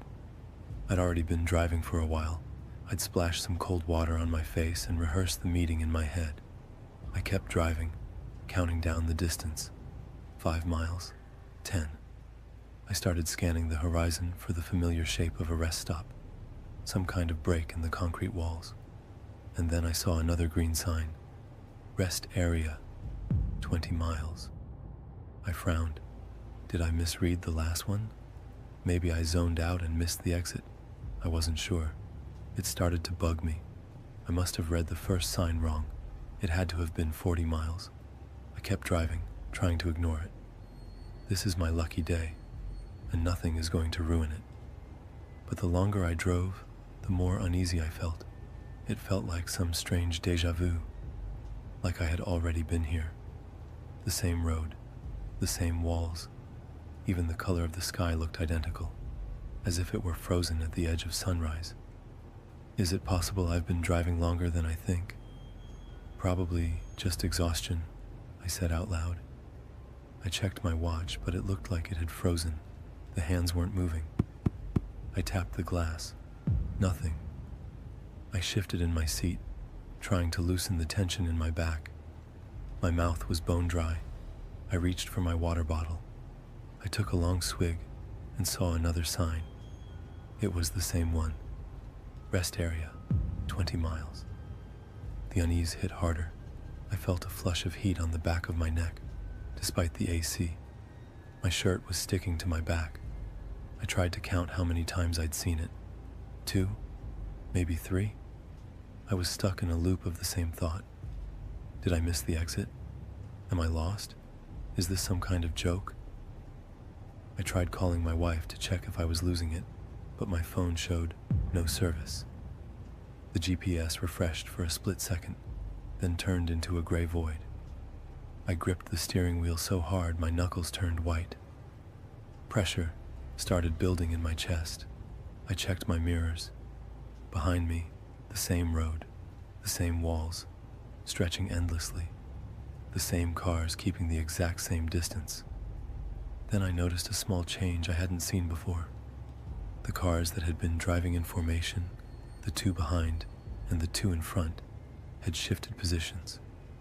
The black SUV was still behind me, but the red station wagon that had been behind it was now driving right next to it, side by side. The same thing happened in front. The white sedan stayed where it was, but the blue car that had been ahead of it was now driving parallel in the other lane. Panic hit me all at once. I tried to roll down the window. The button was dead. I turned the radio off and on. Nothing but static.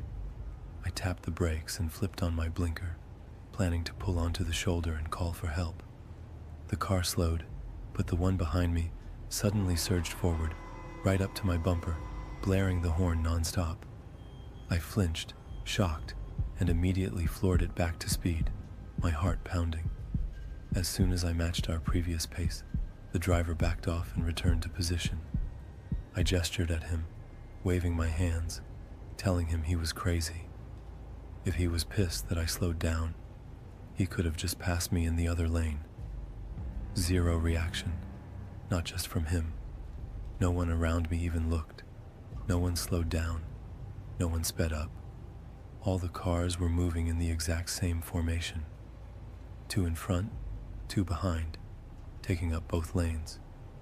I looked closer at the driver behind me, a middle-aged man, pale, hands locked on the wheel, no emotion on his face, no movement. I don't think he was even blinking. I looked at the other cars. In the lane behind me, a woman, just as pale as he was.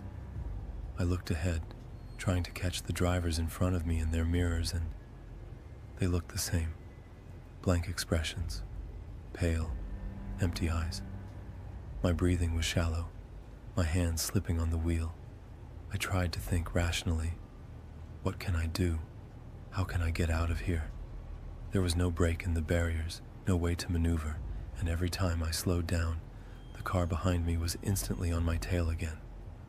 I slammed my hand against the steering wheel, swearing under my breath. Another sign. Rest area. 20 miles. Again. Am I losing my mind? Time started to blur. The clocks weren't working, but I'm sure I've been driving this stretch for hours now. Maybe 5. Maybe 10. My body started to give out. My eyes burned. My eyelids grew heavy. The seat that had been comfortable before now felt like concrete.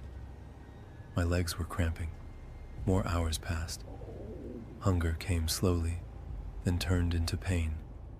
My tongue felt stuck to the roof of my mouth. I tried not to think about the exhaustion, repeating to myself, just a little longer, just a bit more. I'll figure something out. The horizon didn't change. The light stayed the same. My thoughts kept circling, searching for an explanation. Maybe it's a prank. Maybe I missed something. Maybe I fell asleep at the wheel. Or maybe I'm still asleep at home in my bed, and the alarm is going to go off any second. But the steering wheel was solid in my hands, and the sound of the road was too real. It was all too real. The pain in my body, the hunger, the fear. I started talking to myself, begging for someone to appear. My hands were shaking, tears running down my cheeks. My vision blurred. I clenched my jaw so hard it ached. I wanted to go home, to my wife, to my kids. The problems I had before suddenly felt trivial, meaningless. I can't do this anymore. My eyes are closing on their own. That strange feeling of calm, of my body finally letting go. Suddenly, all the drivers started honking at the same time. A wave of panic shot through me, my heart pounding so hard it felt like it would burst out of my chest. I panicked and jerked the wheel sharply to the left, then quickly to the right, stabilizing the car. I started losing hope. I'm trapped. There's no way out, like being thrown into the middle of the ocean, and the only thing you can do is try to stay afloat. This is it. And then, in that same second, something changed. Exit 10 miles. Food, gas, lodging. A different sign, a normal one. For a moment, I was terrified it would disappear. I blinked a few times, rubbed my eyes. On the horizon, I saw the glow of a gas station sign. I could see the exit, a break in the barrier, a place to stop. I laughed, a short, nervous laugh. The relief hit so hard it was painful. I slowed down. My heart was racing. This nightmare was really over. I looked at the exit. Closed. Blocked off right at the ramp. Construction. It doesn't matter. I'll just take the next one. I kept watching everything around me, tense. The road, the terrain, everything was shifting. I really got out of that hell. I felt a surge of energy and relief. Just a little more. You can do this, I told myself, full of hope. And then I saw it. Exit 10 miles. Food, gas, lodging.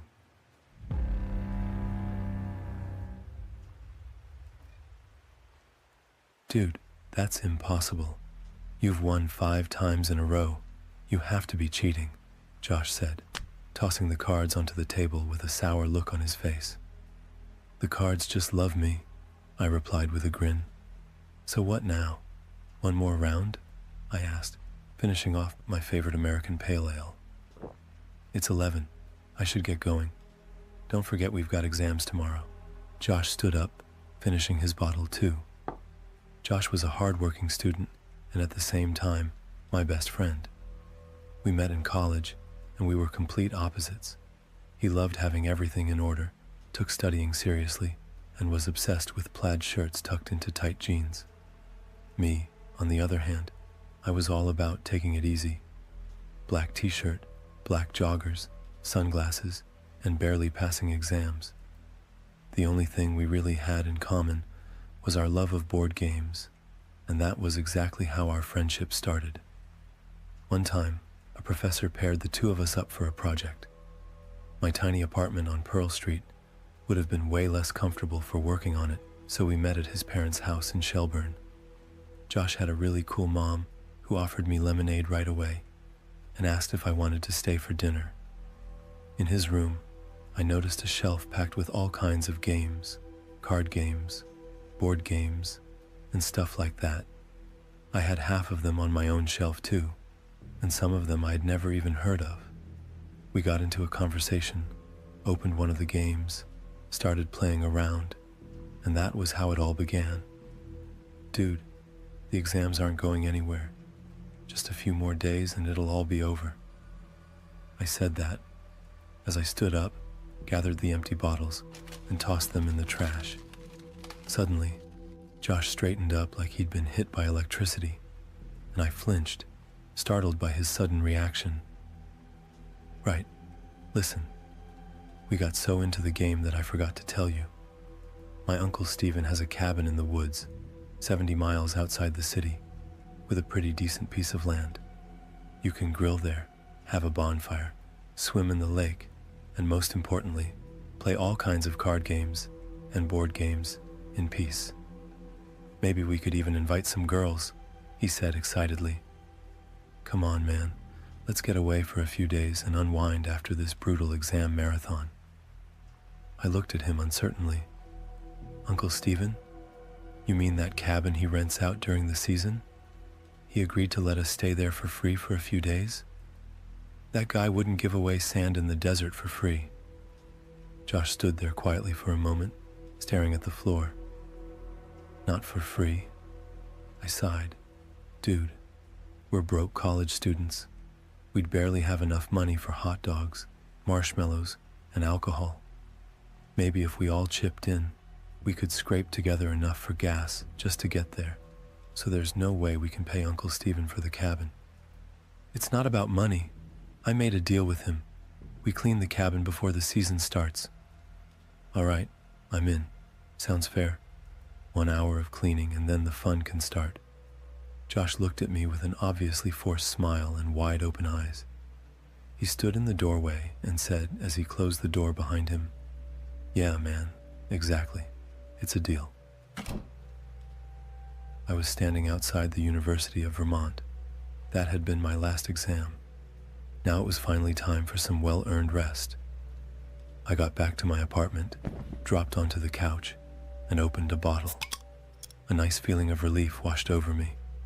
Exams were over, and now I could focus on resting and doing absolutely nothing. Well, except having fun. Still, something was bothering me. The look on Josh's face when he left my place. He was clearly up to something, or at least hiding something. I knew him too well to miss that. The truth was, a cabin in the woods, a lake, grilling, and board games sounded way too good to start picking apart the details. Especially since my mom had called a little earlier and told me that because I passed everything, my dad was sending me an extra $300 as a reward. My parents paid for my tuition, my studio apartment near campus, and all my bills. They also gave me money for food, and I usually had a little left over for random little things. But if I wanted anything more, I'd have to get a job, and I was in no hurry to do that. $300. I'm buying myself a new board game. That much was obvious. The only question was, which one? I sat down at my laptop and started looking. Then suddenly it hit me. In 2 days, we were heading to Josh's uncle's cabin, and Mia and her friend Chloe had agreed to come with us. Mia was my future wife. She just didn't know it yet. For now, we weren't even together. She was beautiful, feminine, liked my jokes, and most importantly, she liked board games. Josh, on the other hand, was crazy about Chloe. There was just one problem. Whenever he saw her, he couldn't talk to her like a normal person.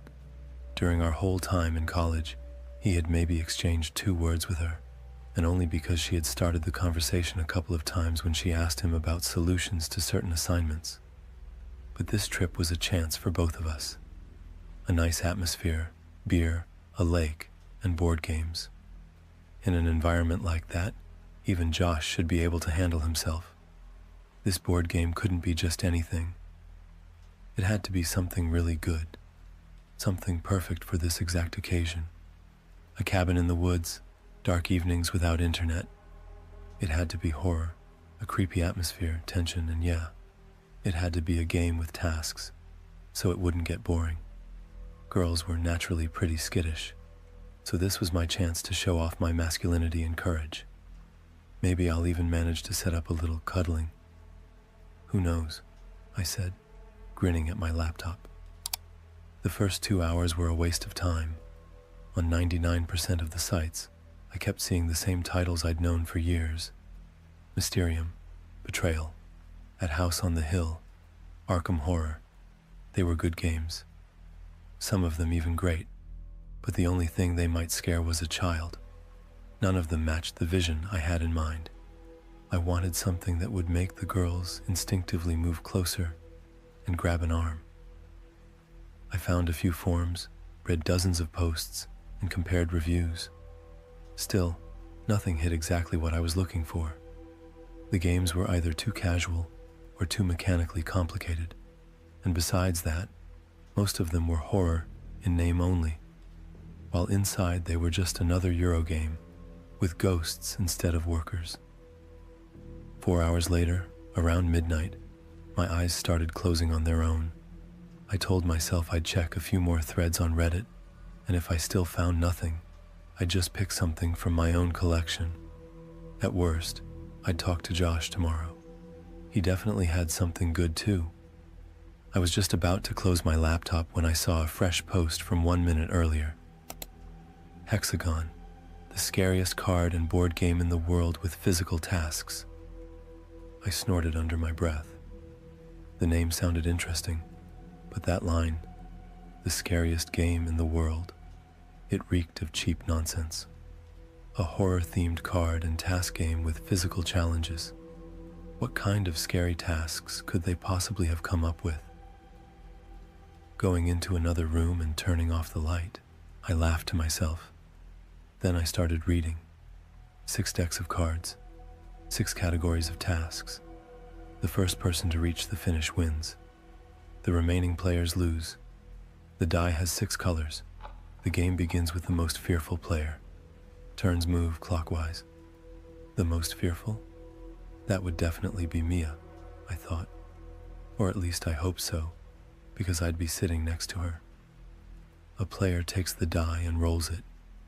After landing on one of the 6 colors, they must draw the top card and complete the task. The decks should be sorted by color and shuffled. During the game, they must be kept face down so the players can't see the tasks ahead of time. I kept reading. The rules seem pretty simple. If you complete the task, you move forward. If you don't, you stay where you are. The game has its rules. Read them carefully before starting. After that, it will be too late. Failing tasks from the red and black decks has consequences. Estimated game time, from 3 hours to eternity. I finished reading the description and clicked the link. The site was ridiculously simple. A few product photos, a short description, and basically nothing else. Below that was an order form, a field for your address, phone number, email, and the price, $40. That was a lot for this kind of game, but I hadn't found anything else, so I decided to risk it. The site looked kind of too bare, like a typical scam. But luckily, to my surprise, there was a cash-on-delivery option. I clicked, entered my address, placed the order. The confirmation came immediately. Estimated delivery time, 2 business days. Damn it, We were leaving in 2 days.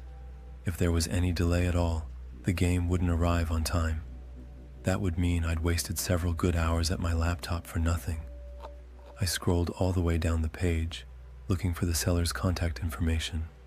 Just perfect, I muttered to myself, annoyed. There was no company information or contact info, not on the site, and not in the order confirmation. I closed the laptop and lay down in bed. The next morning, the doorbell woke me up. Getting out of bed slowly, I glanced at the clock. 8 in the morning. Who the hell is banging on my door at this hour? I said sleepily.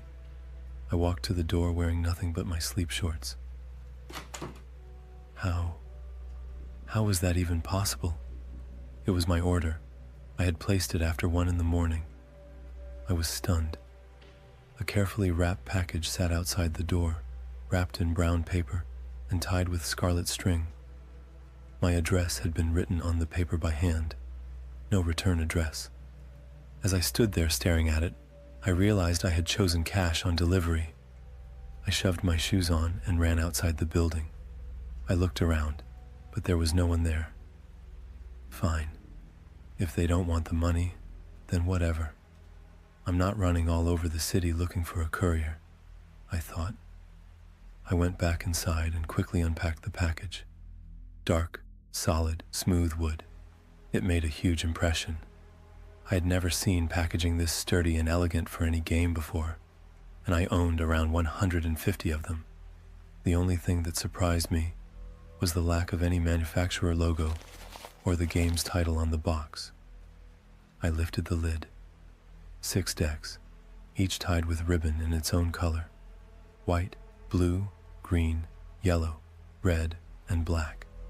A die, solid and cube-shaped, with colored dots instead of numbers, and a neatly folded black game board with gray spaces.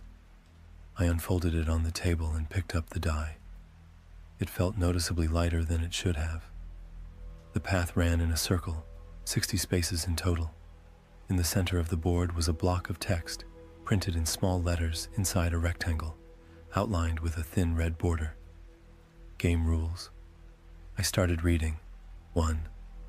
Once the game begins, it must be played to the end. Leaving the table, skipping a turn, or abandoning the game means eternal darkness. 2. Cheating is forbidden. Fraud results in immediate disqualification. 3. Physical violence against other players is forbidden. The consequence is immediate elimination. Physical violence? I get that some games stir up a lot of emotion, and people get frustrated during a match, but that felt a little excessive. Then again, even regular Monopoly can tear apart the most loving family, so maybe it made sense after all. 4. Every task must be completed alone, unless the card says otherwise. 5. There is only one finish space. The game ends when the first player completes the circle. The remaining players end together with the game. I sat there in silence for a moment. The remaining players end together with the game. I shrugged. Atmospheric. Exactly what I'd been looking for. Somebody had clearly put a lot of work into creating the right mood. I folded the board back up, closed the box, and packed it into my backpack. We were leaving tomorrow. I couldn't wait to see Josh's face when he saw this beauty. I was tempted to show it to him that same day, but that would ruin the whole surprise. The next day, Josh picked me up at 10 in his worn-out Ford. Mia and Chloe were already sitting in the back seat. I tossed my backpack into the trunk and got into the car. I heard you beat Josh 5 times in a row, Mia said as I got in. I should probably stay away from you when it comes to games like that. I smiled and said, or maybe you should sit even closer. Mia made an embarrassed face, and I felt heat flood my cheeks. In my head, that had sounded way better. Josh snorted from the driver's seat and started the engine. The drive was going smoothly. We joked around, laughed, talked about exams. We left Burlington heading south on Route 2, past Montpelier, then turned onto smaller roads, About an hour and 15 minutes in, things got a little more complicated. The GPS lost signal at the last intersection with a road sign, and Josh started driving from memory, mumbling something about how he'd been there a few times before and remembered the way. "I hope your memory isn't failing you," Chloe muttered, staring out the window at the woods. "I've been here 4 times, Josh said under his breath, blushing. I couldn't help it, and burst out laughing. Josh turned his head just a little in my direction, with a sulky look on his face. After a few wrong turns, one accidental drive onto somebody's property, and scraping the side of the Ford against bushes on a narrow side road, we finally made it there. Uncle Stephen's cabin stood in a clearing about 70 miles from Burlington, deep in the central Vermont woods, solid, wooden, with a porch. The woods were maybe 30 yards away, and the lake, just like Josh had promised, really was less than 20 steps from the cabin. There were no people around, no other cabins, no houses, nobody. "Beautiful place," I said, pulling out my backpack and Mia's suitcase. "And completely cut off from the world," Mia said, looking around at the lake. Josh unlocked the door and we went inside. It smelled like old wood and dampness. Chloe started opening all the windows. The cabin looked like a typical rental place: kitchen, living room, with a dining area and fireplace, 2 bedrooms and a bathroom with a shower. In the middle of the living room stood a large round table with 4 chairs. "All right," Josh said, setting his bag down by the door. "Before we start having fun, my uncle wanted us to clean up," I finished for him. "All right, man, just tell us what needs to be done and let's get it over with." Josh made the exact same face he had made back at my apartment. "Dude, what is it? How much is there?" I asked, irritated. "My uncle left a list in the kitchen," Josh said, staring at the floor. The list was hanging on the fridge, pinned under an anchor-shaped magnet, and it had 32 items on it.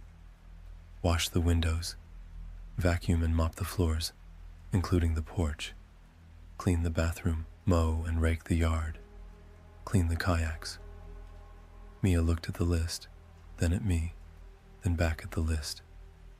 "You said 1 hour of cleaning," Mia said, and I had never seen her that pissed before.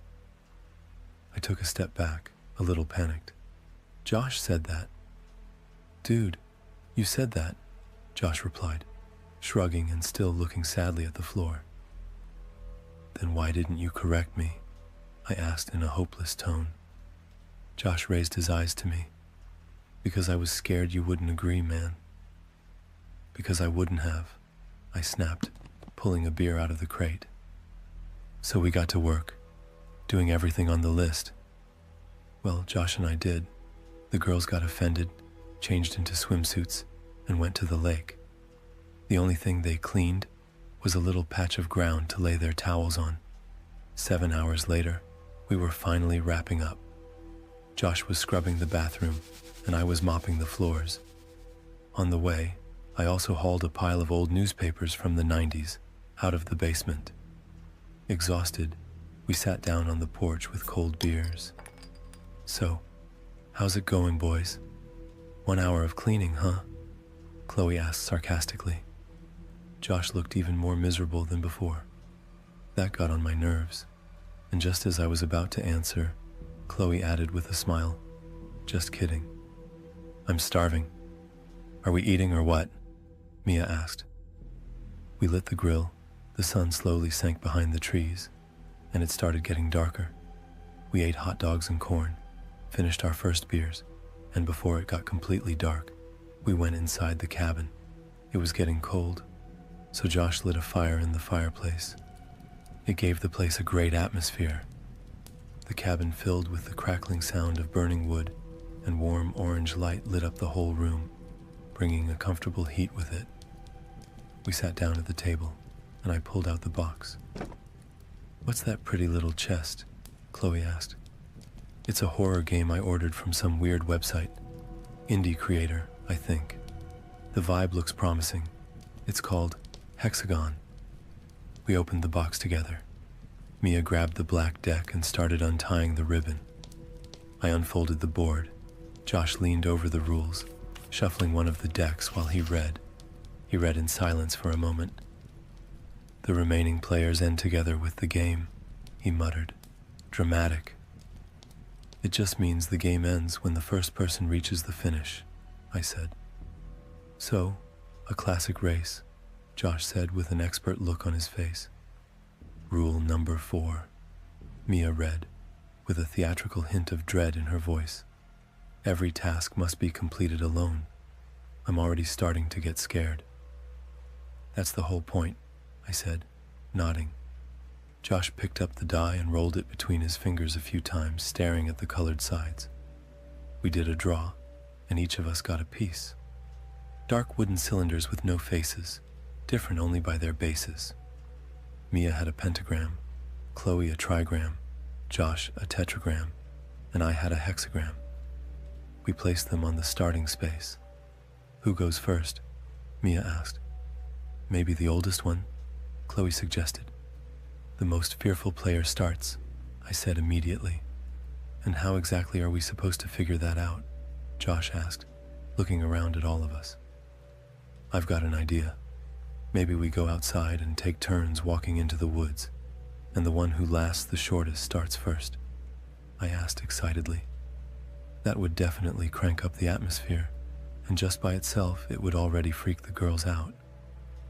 Josh looked at me like I was an idiot. That's a stupid idea. I'll just start. He grabbed the die and rolled it. Yellow. He reached for a card from the yellow deck and read it out loud. Tell a scary story, beginning with the words, I swear this is true, about the place you are in. End it with the words, and that is why I will stay here forever. All 4 of us laughed. Josh cleared his throat, straightened up dramatically, and began.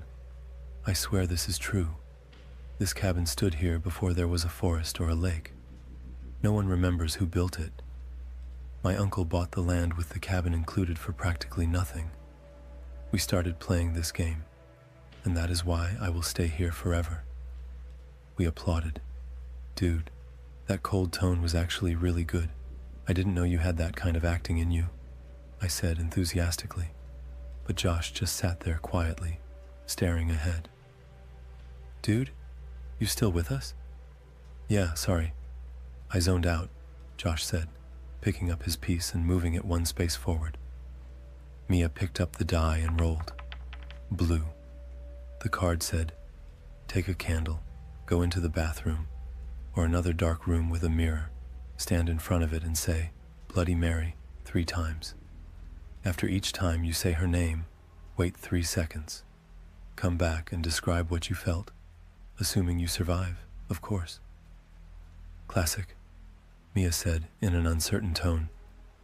She took the candle from the table and went into the bathroom. She closed the door behind her. For a moment, there was silence. Then we heard her voice, slightly muffled by the door. She said, Bloody Mary, 3 times, loud and clear, almost like she wanted us to hear every word. A moment later, she came back with a faint look of fear on her face. Nothing showed up, she said, but those 3 seconds between each time, when you're staring into the mirror, they're actually really creepy. She moved her piece forward. My turn. I rolled the die and got red. Recite from memory the first and last names of 3 people who died in your hometown. Warning, if you fail to do so, those 3 people will become your loved ones. Be honest. The game knows when you lie. I read the task twice. The atmosphere is great and all, but somebody really went overboard with this one, I said, scratching my head. The game knows when you lie, Chloe repeated. Whoever made this has a sense of humor, she added quietly. To be completely honest, I don't know the first and last names of 3 people who died in my hometown. Let's move on. Chloe's turn. White deck. Ask the group a secret question you do not want to answer yourself. We kept playing through the next rounds, sitting by the fire, slowly drinking beer. The game really was good, and the tasks, even when they were a little too dark at times, built an amazing horror atmosphere. All of us sat there on edge before each new task. There were scary stories and little creepy challenges, sometimes deep questions or confessions that forced someone into a moment of real reflection. Somewhere between the third and fourth round, I felt something brush against my leg. It was Mia. While adjusting her chair, she had slid it closer to mine, and now our knees were touching. That meant the plan was working. The pieces moved unevenly. Josh and Mia were the closest to the finish. I was second, and Chloe was last. And then Josh rolled red. He reached for the red deck and drew a card. He read it silently for a long moment. "You playing?" Mia asked. I snatched the card out of his hand and started reading, while Mia leaned closer to me and read along. "Go outside. Move 10 feet away from the cabin. Then stand perfectly still for 3 minutes. Close your eyes and do not make a sound. Do not turn around, no matter what you hear or feel. If you scream, run, or move before the 3 minutes are up, you will never return to the cabin again." Silence. "It's just a game. What freaked you out so much?" I asked. "The game? How did it know we're playing in a cabin?" Josh replied. "Dude, probably just some kind of thematic touch or something." But even as I said it, I felt an icy pressure in my stomach. I hadn't paid attention to the word cabin before. The game could have been played in a regular house, an apartment, or even a hotel room. So why cabin? Chloe let out a little laugh. "What, Josh? Already losing your nerve?"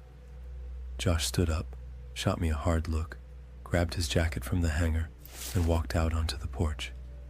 He closed the door behind him. We watched through the window. Josh stood on the porch step, shoved his hands into his pockets, and walked toward the woods.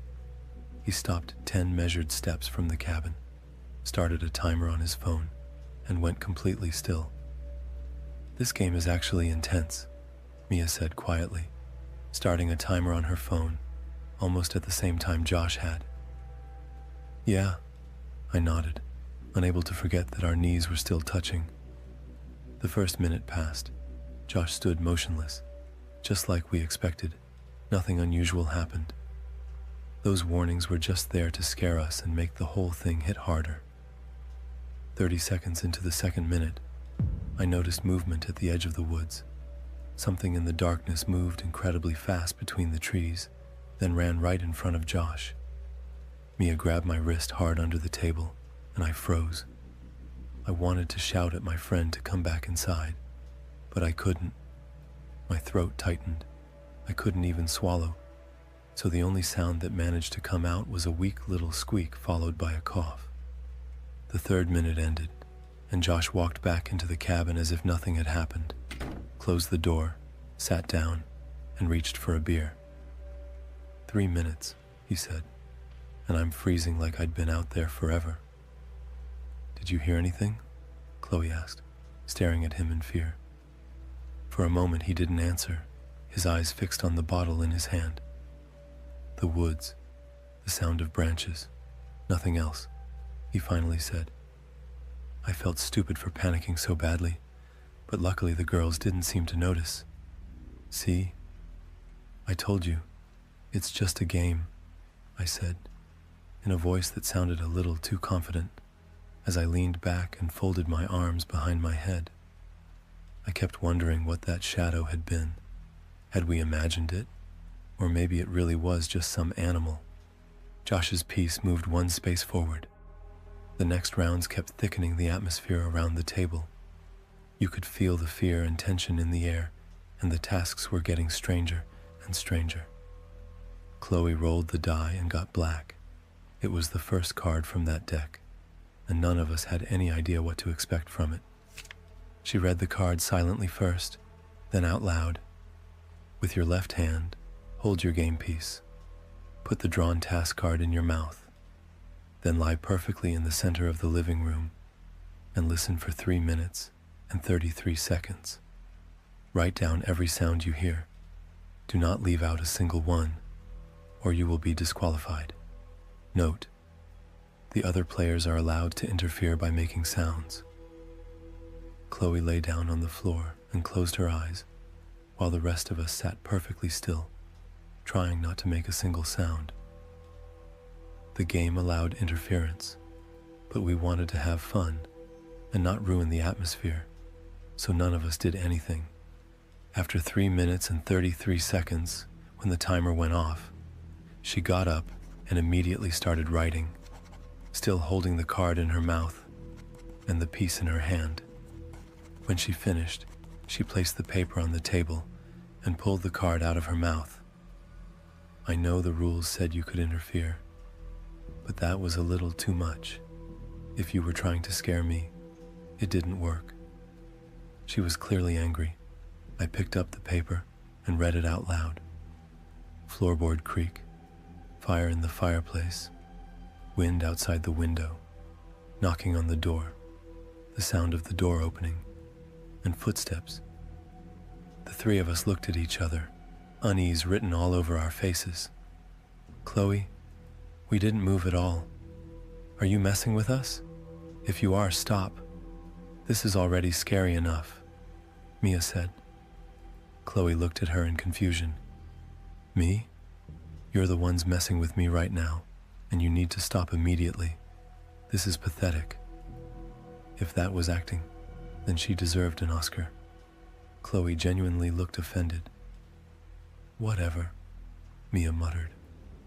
Josh grabbed the die and rolled again. Another black card.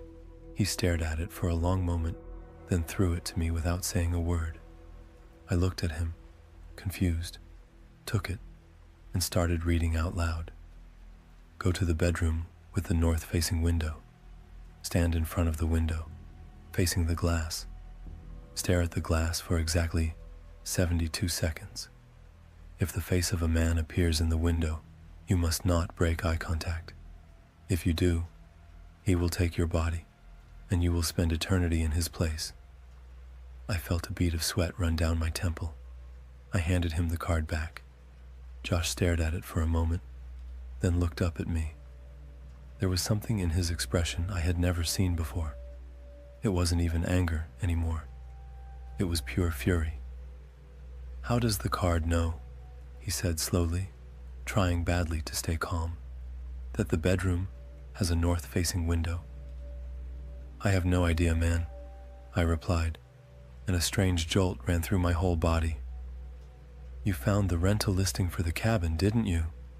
Josh asked, his voice rising.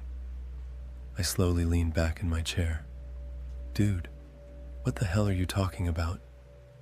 You set us up. Admit it. You think this is funny? He said, fury boiling in his voice. Dude, I cut in. Seriously? How the hell would I even do that? Josh planted his elbows on the table. I had never seen him like this. Usually he was calm, steady, sometimes irritated, sure, but I had never seen him this angry. Now there was pure hatred and aggression coming off him. There are too many coincidences, he said, practically foaming at the mouth. The game knows we're in a cabin. It knows there's a bedroom with a north-facing window. Next thing you know, it'll know our names. You brought it. I've never seen a game package like this, and I own hundreds of them. Some of them are limited editions that cost a fortune. None of them were packed this well, and on top of that, there's not even a title or company name on the box. I could feel myself getting hot. I didn't know what the cabin looked like, which way the windows faced, or how many bedrooms there were. I found this game on Reddit, clicked the link in the post, and just ordered it. If I wanted to scare you guys, do you seriously think I'd spend hundreds of dollars making a custom game? And besides that, I wouldn't even have had time to do something like that after finding out about the trip. If I wanted to scare you, I'd make up some ghost story, not build an entire game. I said it while breathing hard, feeling my face go red. Josh was my best friend, but in that moment, I wanted to hit him. Josh straightened up. Then show us the site and the order confirmation. Gladly. I said it as I grabbed my phone. I opened my email and started looking for the order confirmation. It wasn't there. It should have been right at the top, but it was gone. Dude, it's not here. It was there the day before yesterday. Something must have deleted it, I said, searching through spam, trash, and the rest of the inbox. Then show us that mysterious post or the site, he said, taking a sip of beer. That should have been easy. My phone had browsing history synced with my laptop. I pulled up the history and went back to the day before yesterday. There were around 500 links from all kinds of board game sites and forums, but there was no sign of the post or that weird website. I went straight to Reddit. The post was gone too. I stared at the phone in disbelief. Josh, seriously, man, I swear to you I ordered that game. I'm not screwing with you. I just can't find the links. Josh, Chloe said quietly, please stop. I'm scared. Josh kept staring at me for a moment longer. Then he shifted his eyes to Chloe, shrugged, and stood up. You could at least admit it. I'm going into that bedroom. He went. The three of us sat there with Mia and Chloe. No one said anything. We were all frozen in shock over what had just happened. Chloe stared at the board. Mia stared at me. You didn't do this, right? She asked quietly. Of course I didn't. If I'd made something like this, I would have bragged about it after the first round, I said. Time passed, and Josh came back to the table on shaky legs. He was pale. He grabbed a bottle and chugged 3/4 of it in one go. Then opened another. None of us said a word. We all stared at him in disbelief. Everything okay? I asked carefully. There was a face, he said quietly, staring into the bottle.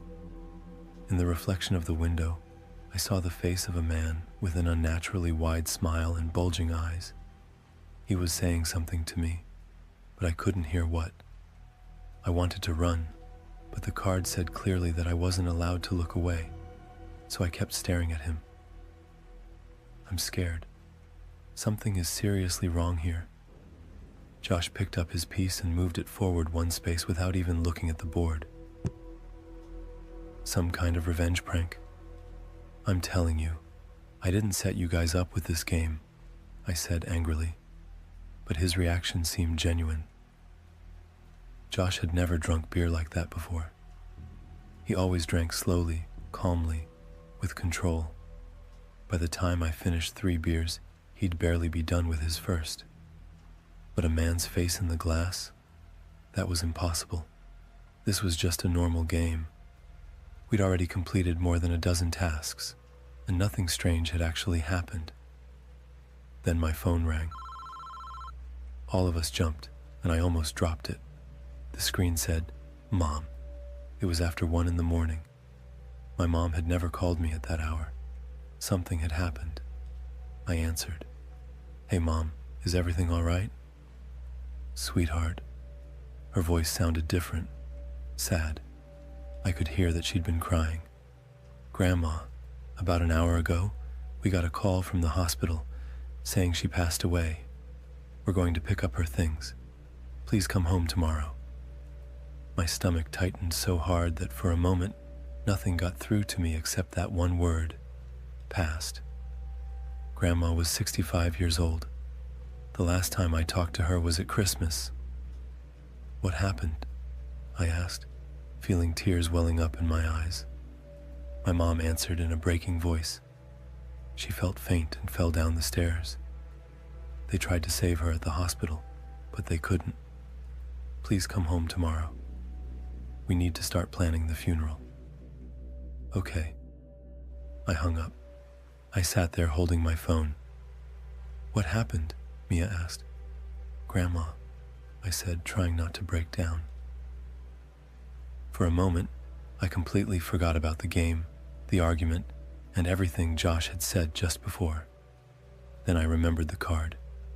Recite from memory. The the first and last names of 3 people who died in your hometown. If you fail to do so, those 3 people will become your loved ones. I said it out loud, and all 3 of them looked at me in horror. Chloe stood up from the table. I've had enough. I'm packing my stuff and getting the hell out of here.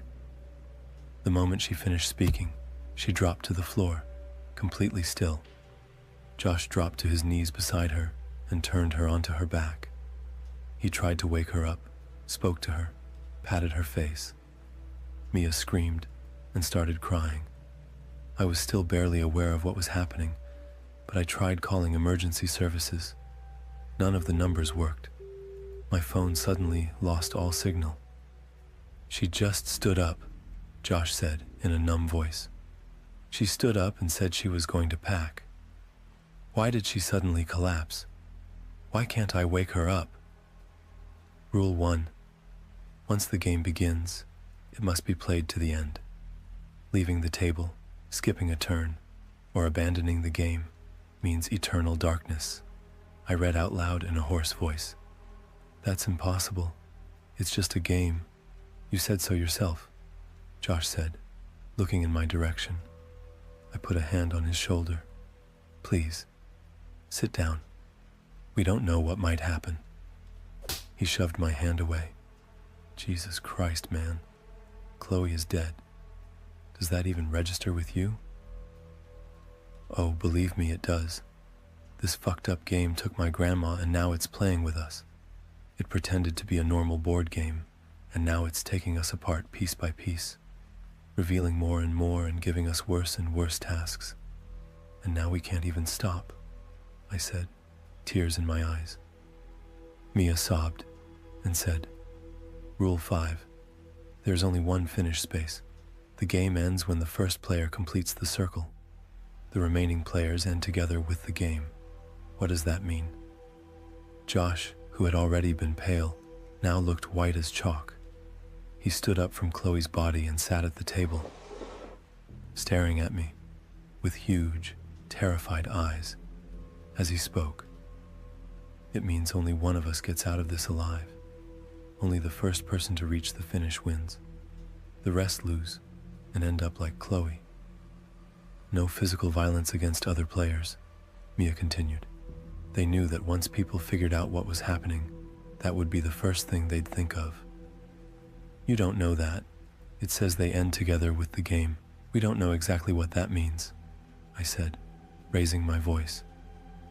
At that moment, all 3 of us doubled over in our chairs, with expressions of unbearable pain. A brutal spasm shot through my chest. It felt like some immense weight was crushing me from the inside. I couldn't breathe. I started panicking, but I couldn't move. I felt myself slipping away. Then suddenly, the pain stopped completely. What the hell was that? I gasped, standing up and fighting for air. Mia started shaking and making strange, high-pitched sounds. It wasn't normal crying. It was pure panic. We're going to die here, she stammered. The pieces on the board trembled, and another stab of pain shot through me. This one was shorter, maybe only a second, but it was enough to make me drop to one knee. Josh said nothing. He stared at the board, and all that was left on his face was fear and hopelessness. Grabbing the table, I said, "The game wants us to keep playing. If we don't start again, that'll happen again, or something worse." I looked at Josh. "Your turn." Josh raised his eyes to me. "Play? What's the point? We're done. Probably only one of us gets out of here, and even that's not guaranteed." Deep down, I knew he was right. As much as I didn't want to admit it, there was no other way to read that rule. "Josh, we keep playing, and in the meantime, we try to figure something out. We have to try." He picked up the die and rolled it. Black. Damn it. Why were only black and red coming up now? This made no sense. Josh put his hands over his face, wiping away sweat and tears. With a trembling hand, he reached for the card and read, "Go outside. Find something that does not belong in this place. Bring it back and place it on the table. You have 1 minute to complete the task. If you return empty-handed, your hands will vanish forever. We looked at each other, and then Josh ran outside, turning on his phone flashlight. We waited. Mia kept wiping her eyes and sniffling. Time crawled by, mercilessly. As soon as Josh left, we started a timer. 30 seconds had already passed. I stared out the window, trying to spot him. There was no sign of him anywhere. I hoped he hadn't run. After what he'd seen, he wouldn't do that. Josh wasn't stupid, but fear like this could mess with anyone's head. 49 seconds. Please let him make it. 55, 56, 57. Mia closed her eyes and covered her ears. I didn't blame her. I didn't want to watch either. Please, man. 58. Josh burst inside with a slam and lunged toward the table, dropping something that looked like a small rag doll onto it. I made it, he said, out of breath. For a moment, no one said anything else. It was like we were waiting for confirmation from the game, like we needed to know for sure. 30 seconds passed. We were safe. Dude, what is this? I asked, picking up the ugly little rag doll. A doll, Josh answered. I looked at it more closely. It was cloth, about the size of a hand, sewn from gray fabric. It wore something that might once have been a dress, but now it was nothing but faded, filthy scraps. Where a face should have been, there was only smooth, scorched cloth. Where did you find it? Mia asked, horrified. By the back door, Josh said, still breathing hard. On the forest side, it was lying right by the threshold. That doll was unbelievably hideous and disturbing. It looked like a toy from the 70s, both in the way it had been made and in how old and ruined it looked. Mia picked up the die and rolled. Red. She didn't want to read the card herself. She handed it to me. Go into the room alone, sit in the middle, close your eyes, and stay perfectly still for 5 minutes. When you return, tell the remaining players what you heard. Do not turn on the light. Do not open your eyes. Do not answer them. Do not leave before the time is up. If you break any of these rules, they will stay with you forever. Mia stood up and covered her mouth with both hands. Who are they? She asked, and tears started running down her face again. Listen, Mia, you have to do it. If you follow every instruction exactly, nothing will happen to you. Just like with Josh and the face in the window, remember? She nodded, wiping her eyes. She went into the room and shut the door behind her. We waited on edge, in silence. None of us had the strength or the desire to talk. I was scared for Mia. 3 minutes passed, 2 more to go. After 5 minutes, the timer buzzed and the bedroom door opened. Mia stood in the doorway, looking at me. She was pale, and her eyes were bloodshot and red. She stood perfectly still, staring at me. Then she slowly started walking toward the table, without taking her eyes off me. I felt fear rising inside me. Mia? I asked, horrified. She looked like she wasn't herself. Why was she staring at me like that? She started speaking. I heard voices, different voices, terrifying voices, full of pain, fear, and anger.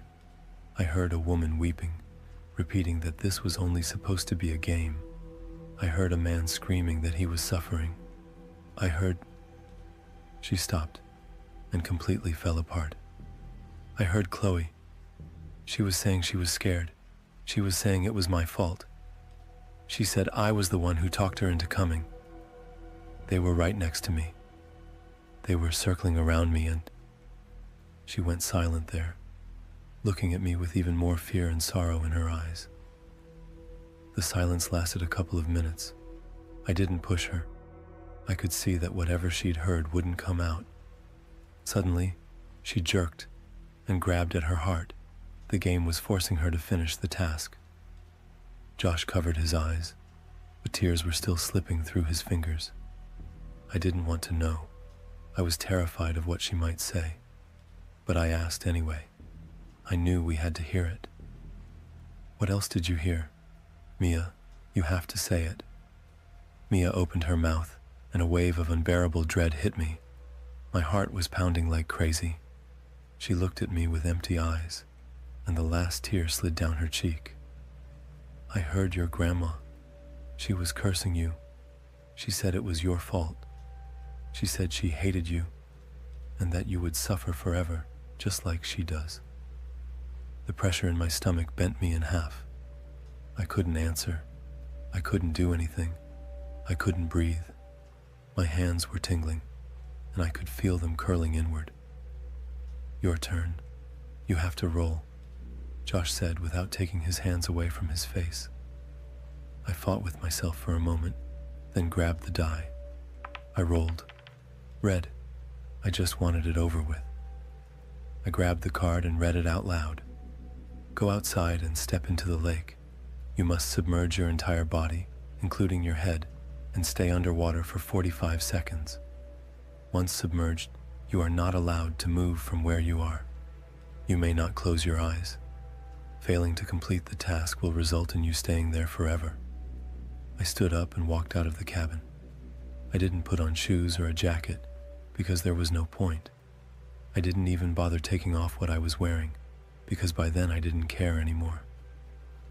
I walked to the lake and dipped one foot into the water. It was so cold it felt like it was piercing straight through me. Outside, everything was quiet and calm. I lowered my other foot in, staring out across the lake. The reflection of the moon spread over the surface. The sight was hypnotic, and for a fraction of a second, it let me forget all the fucked up shit that was happening. I walked slowly deeper into the lake, feeling the water burn me with cold, even through my clothes. When it reached my neck, I took a deep breath and went all the way under. Time started, and I began counting in my head. My eyes were wide open, and I tried not to blink, even though the water stung with cold. Only about 10 seconds had passed. The cold made my whole body shake, and I was already starting to run out of air. Then suddenly, 4 large shapes crashed into the water, about 6 feet in front of me. It was as if someone had hurled 4 boulders in with full force. When the bubbles cleared and the water settled, I froze. It was my mother, my sister, Josh, and Mia. Their faces were full of shock and terror. The bottom was dragging them down. They couldn't surface. They were staring in my direction, thrashing, and I could see panic and desperation in their eyes. I wanted to swim to them, to save them, but I knew I couldn't move. I knew I couldn't do anything. All I could do was stand there and watch. I'm not going to describe exactly what I saw next. Something inside me broke. A monstrous pain tore through me, not physical pain. It was the kind of pain I can't even explain in words. It felt like my heart had shattered into millions of pieces. 30 seconds passed. My head was spinning. I don't know if it was from the lack of oxygen or from the scene unfolding in front of me. All 4 of them were trying to scream something at me, but only streams of bubbles poured out of their mouths. I prayed it was just an illusion, that it wasn't real. I wanted to close my eyes. I would rather have gone blind than keep looking at what I was seeing. Slowly, the world in front of me began to fade, and I felt strangely weightless. I kept staring ahead as everything around me blurred and sharpened in turns. Then I realized there was no one there anymore. The time must have been up. I shot out of the water, gasping for air and choking. I stumbled out of the lake and threw myself onto the cold, wet sand. Then I started crawling toward the cabin. I didn't want to be there. I wanted to run as far from that place as possible. I wanted to feel the warmth of the fireplace and see my friends. I needed to know they were okay. I reached the cabin, grabbed the cold metal doorknob and stopped. What if it hadn't been an illusion? What if I opened the door and no one was there? Or worse, what if they were? But I closed my eyes and opened the door. Mia and Josh were sitting in their places, pale, exhausted, and terrified, but alive. So my mother and sister were still alive too. I stepped inside. My clothes were heavy, and water was pouring off them onto the wooden floor of Uncle Stephen's cabin. I didn't give a damn. I opened a beer and sat down at the table, taking 2 big gulps. Josh and Mia didn't say a word. They had probably guessed I hadn't just been through a bad moment. I had gone through the same kind of horror. Each of them had. I moved my piece forward on the board. All 3 of us were getting close to the finish. Josh and Mia were 20 spaces away from winning. I was 21 away. "Josh, your turn," I said, finishing my beer. For a moment he sat completely still, staring at the die as if it might burn him. But then he picked it up and rolled. It landed with red facing up. He drew a card from the deck and started reading. "Do not leave the table. The remaining players must sit with their backs turned to you. They may not speak to you, or turn around. The first dead person you just thought of will appear behind you. You must not speak to them or look at them. You may only sit and listen. The challenge lasts 666 seconds. If you fail to complete the task, that person will gain eternal peace, and you will be condemned to eternal suffering." Josh finished reading. There was a strange calm on his face, maybe even indifference. "Turn around," he said coldly. So we did. I could hear Mia crying behind me. I wasn't even capable of that kind of emotion anymore. The only things I felt were fear and pain. I still couldn't stop thinking about what had happened to me in the lake. I had no idea what to expect. Who had Josh thought of? Then we heard a man's voice. He sounded maybe 35 years old. "Hello, son." Josh's father? I had never asked him about his dad. Whenever we were at his place or he talked about home, he always mentioned his mom, never his father. What kind of friend was I if I had never even asked? The man spoke again. "We haven't seen each other in years. Won't you say hello? I've missed you all so much, you and your mom. I love you both very much." Then I heard sobbing behind me, followed by words I would never forget. "I love you too, Daddy." Right after that, the room was torn apart by a horrifying scream. I spun around instantly. Josh was gone. All that was left was an empty chair and his piece on the board. Mia turned around a moment later, staring blankly at the place where Josh had been sitting. "It's just the 2 of us now," she said, without even a trace of emotion in her voice. I had the feeling that something inside her had broken too, and that even if we survived, neither of us would ever be the same again. We kept playing. Mostly red and black cards kept coming up, though sometimes we got blue or white ones. We completed every task, no matter the cost. The whole time, I had one thought in my head. Her, or me. Mia was still in the lead. This was probably the end for me. It was funny. I had spent our whole time in college crazy about her. I thought I would have done anything for her. It was getting close to 4 in the morning. Mia was 1 space from the finish. I was 2 away. My turn. Green. I had just realized that color had never come up before. I picked up the card, and it paralyzed me. I sat there for a long moment, staring at it. Then I stood up and looked at Mia. A tear slid down my cheek. I said out loud, "Yes, I want to live." Mia looked at me with confusion all over her face. "What are you doing? What's the task?" I handed her the card. I couldn't say it out loud myself. I looked straight into her eyes and waited. She took the card from me and read it out loud. "Stand up and say out loud, 'Yes, I want to live.' If you complete the task, you move forward 2 spaces on the board." She finished reading and looked at me. In her eyes, I saw disbelief and something that might have been disappointment. In that same instant, her head dropped onto the table, but her eyes remained fixed on me, cold and empty. Suddenly, my phone buzzed, an email notification. I unlocked it and read the message. "Congratulations, you won the game."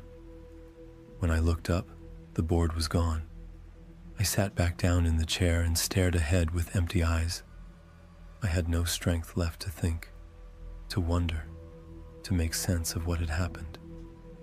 The minutes just passed, and I sat there. At 4:37, the phone rang.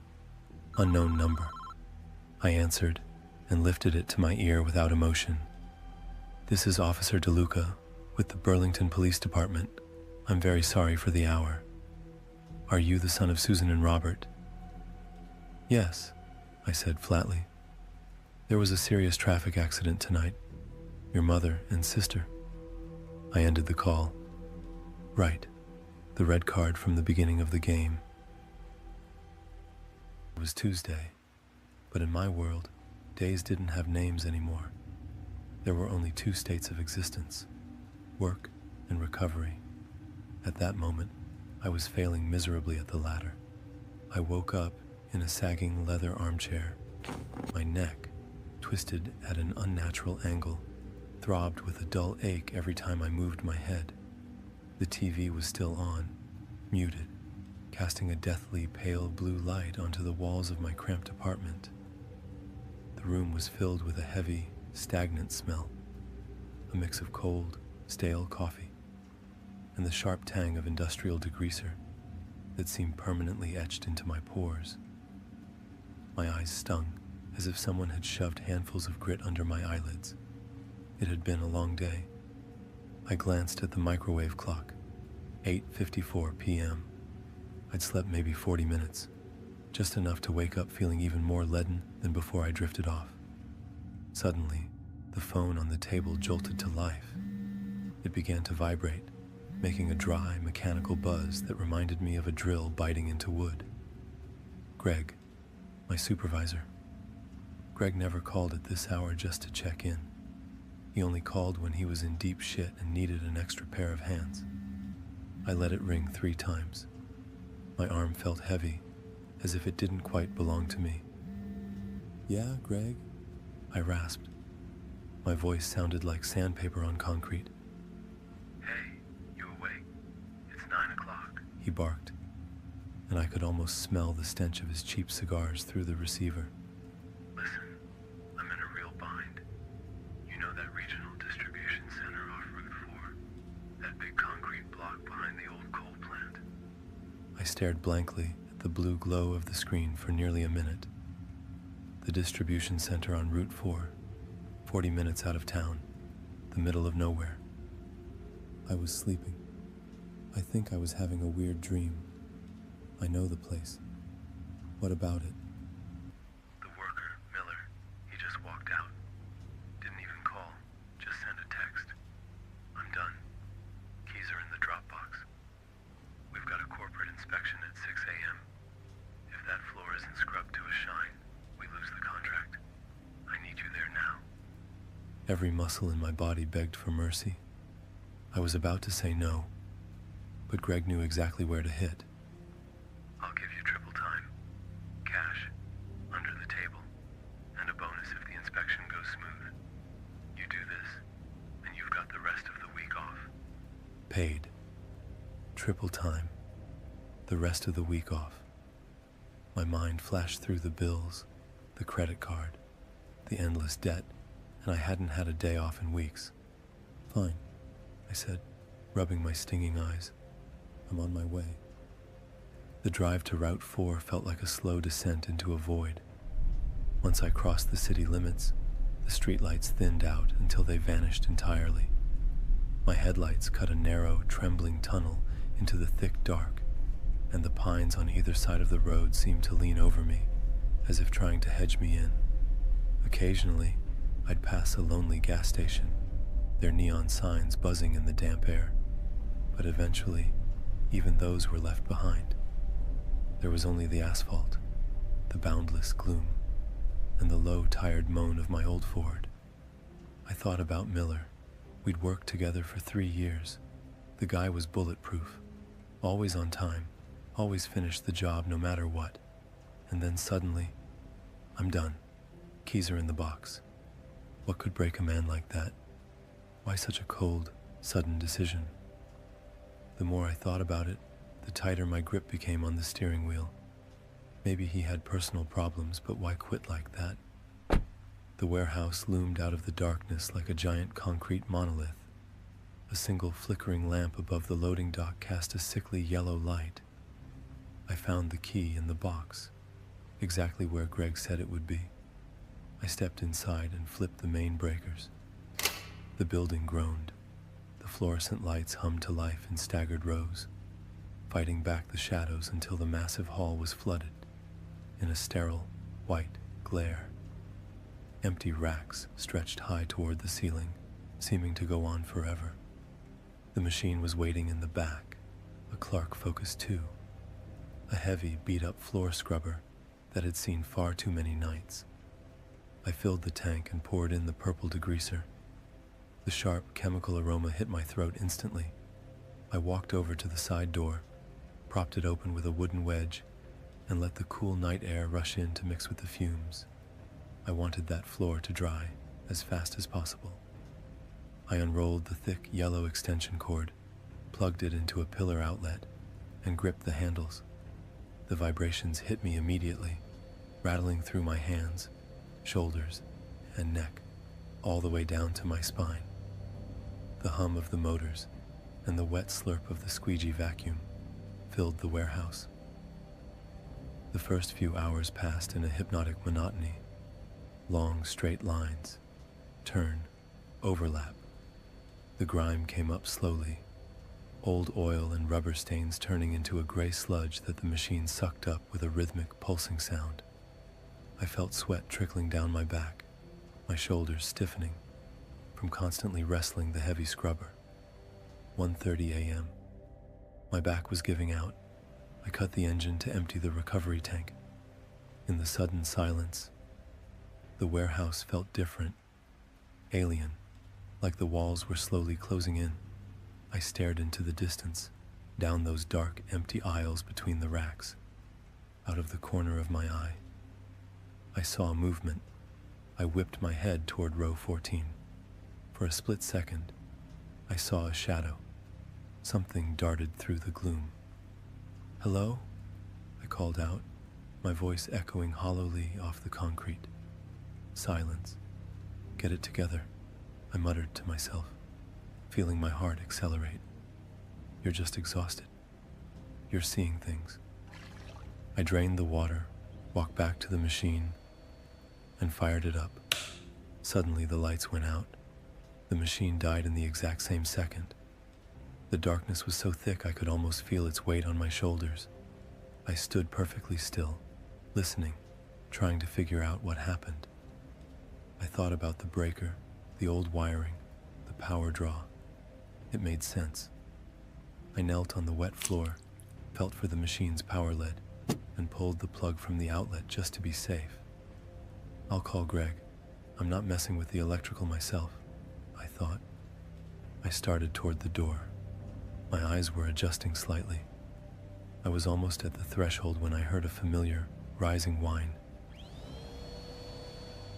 I spun around. The machine's motor. It was running. The scrubber was moving through the center of the hall. Someone was steering it.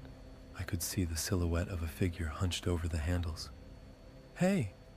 I shouted, but the word caught in my throat. No answer. The machine glided slowly toward me. I took a step back and suddenly tripped over something on the floor. I looked down. The yellow cord lay lifeless at my feet. It was unplugged. It was impossible for it to be running, and yet the motor roared louder, and the brushes scrubbed the concrete with fury. The dark figure behind the machine didn't stop. I panicked. I bolted for the open door. I could see the forest. I could see freedom. And then, something slammed me to the ground. I was thrown back with terrifying force, landing hard in the wet sludge. What happened? What did I hit? The door was wide open. I could see the gravel in the parking lot. I could smell the trees, yet I couldn't pass. It was like hitting a wall of glass. Why can't I get out? Feeling the onset of madness, I took a running start, intending to hit the barrier with everything I had. But at that moment, the lights in part of the warehouse flickered on. But they were different. They were heavy, a dirty, bruised orange. The warehouse changed in a heartbeat. It looked like it had aged centuries. The racks were eaten away by rust that flaked off into the air with every breath. Dust covered everything in a thick shroud. My hands tingled, and cold sweat poured down my neck. In the center stood the scrubber, the same one. I walked closer, though my legs felt like water. The machine was completely scorched, its metal casing warped by extreme heat, leaving a black, melted skeleton. And next to it lay a body, a human corpse, with hands charred into black lumps. I took one last, trembling step, and froze. Next to the machine, I saw myself. The same uniform, the same boots. The face was frozen in a mask of absolute shock and purest terror. In that same instant, the lights over the rest of the hall flickered and roared to life. I looked deep into the warehouse and felt the last of my sanity snap. I saw hundreds of machines, hundreds of rows of scorched metal, and next to every single one of them lay a body. My body. Some were fresh, others were nothing but bones clad in blue rags. Suddenly, I felt a massive surge of electricity, a pain so vast it turned white, a fear that defies words. The world around me vanished into nothing but blackness. I opened my eyes. The armchair, the TV, sweat pouring down my temples. Just a dream, I whispered, gasping for air. I'm just working too hard. It's just exhaustion. I wiped my face with trembling hands. Then, the phone on the table jolted to life. 8:54 p.m. I looked at the screen. Greg. Hey, you awake? It's 9 o'clock, Greg barked. I was sleeping. I think I was having a weird dream. I had felt a strange unease in my stomach since the morning. Maybe it was the flu, or maybe just nerves. Step up! Step up! The shout of a TSA agent pulled me out of my thoughts. Security was moving slowly. Plastic bins slid along the belt. People nervously emptied their pockets, placing their things into the trays, whispering arguments and searching for their documents. Empty your pockets. Phone, keys, wallet in the bin, carry-on the belt, shoes off. Let's go, let's go. The irritated woman by the belt shouted. For most of my adult life, I had worked at one company as an IT consultant. It sounds like a stable, calm job. Nothing could be further from the truth. In my case, it meant constantly putting out fires for clients across different states. Whenever something broke and couldn't be fixed remotely, Jessie, my supervisor, would call me in a cold tone and tell me to pack, because my flight had already been booked. Usually, she would tell me 1 or 2 days in advance. One time she called in the evening and told me I had a flight in the morning. She didn't care if my schedule was already packed. Whenever there was a trip, I had to work overtime, sometimes almost all night, just to catch up. The couple in front of me finished their check. I stepped up to the belt, taking off my belt as I did. Laptops out, bins, everything out of your pockets, belts off, shoes off, phones, keys, everything in a bin. Keep it moving. The TSA agent shouted, looking like a special forces instructor. Easy. I'm doing it. I muttered under my breath, placing my belt into the bin. I emptied my pockets, took off my shoes and jacket, and stepped into the scanner.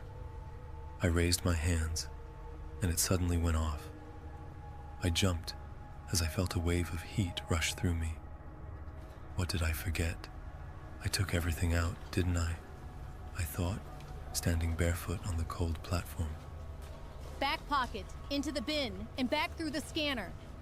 I heard an irritated voice from behind the wall. I slipped my hand into my pants. Damn it. Some coins must have fallen out of my wallet.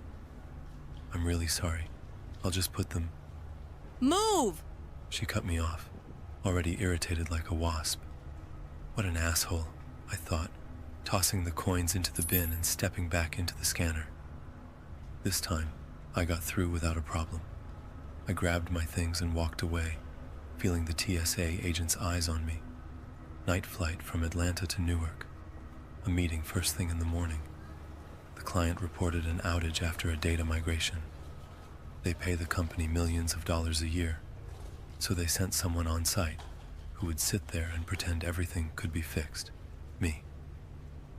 I arrived at Hartsfield-Jackson after dark, as always, just in time before departure. I stopped for a moment and leaned against the wall. I felt dizzy.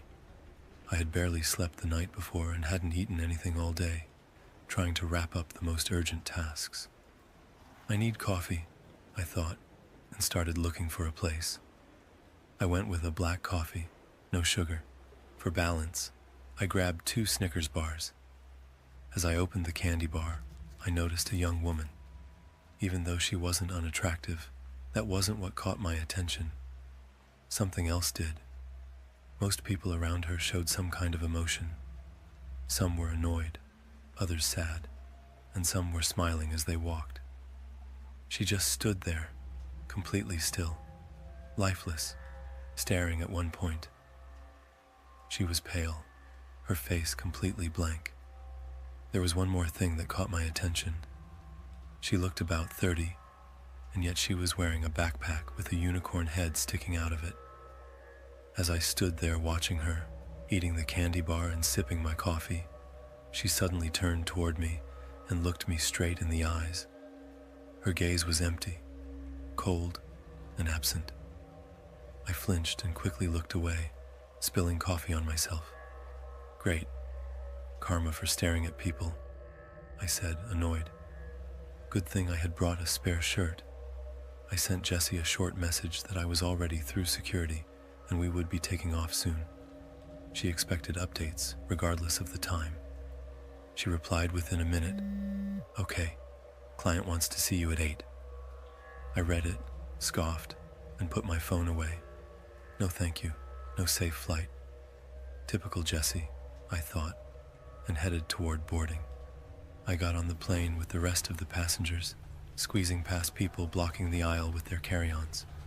I had seat 14B middle, the perfect place to have no view and no comfort. I sat down, slid my bag under the seat, fastened my seatbelt, and started looking around the cabin to kill time. At one moment, a cold sweat ran down my back. The girl with the pink backpack walked onto the plane. Please don't sit anywhere near me, I prayed in my head, but she was clearly heading toward my row. When she reached row 12, I closed my eyes. I felt stupid for being caught watching her, but it wasn't just that.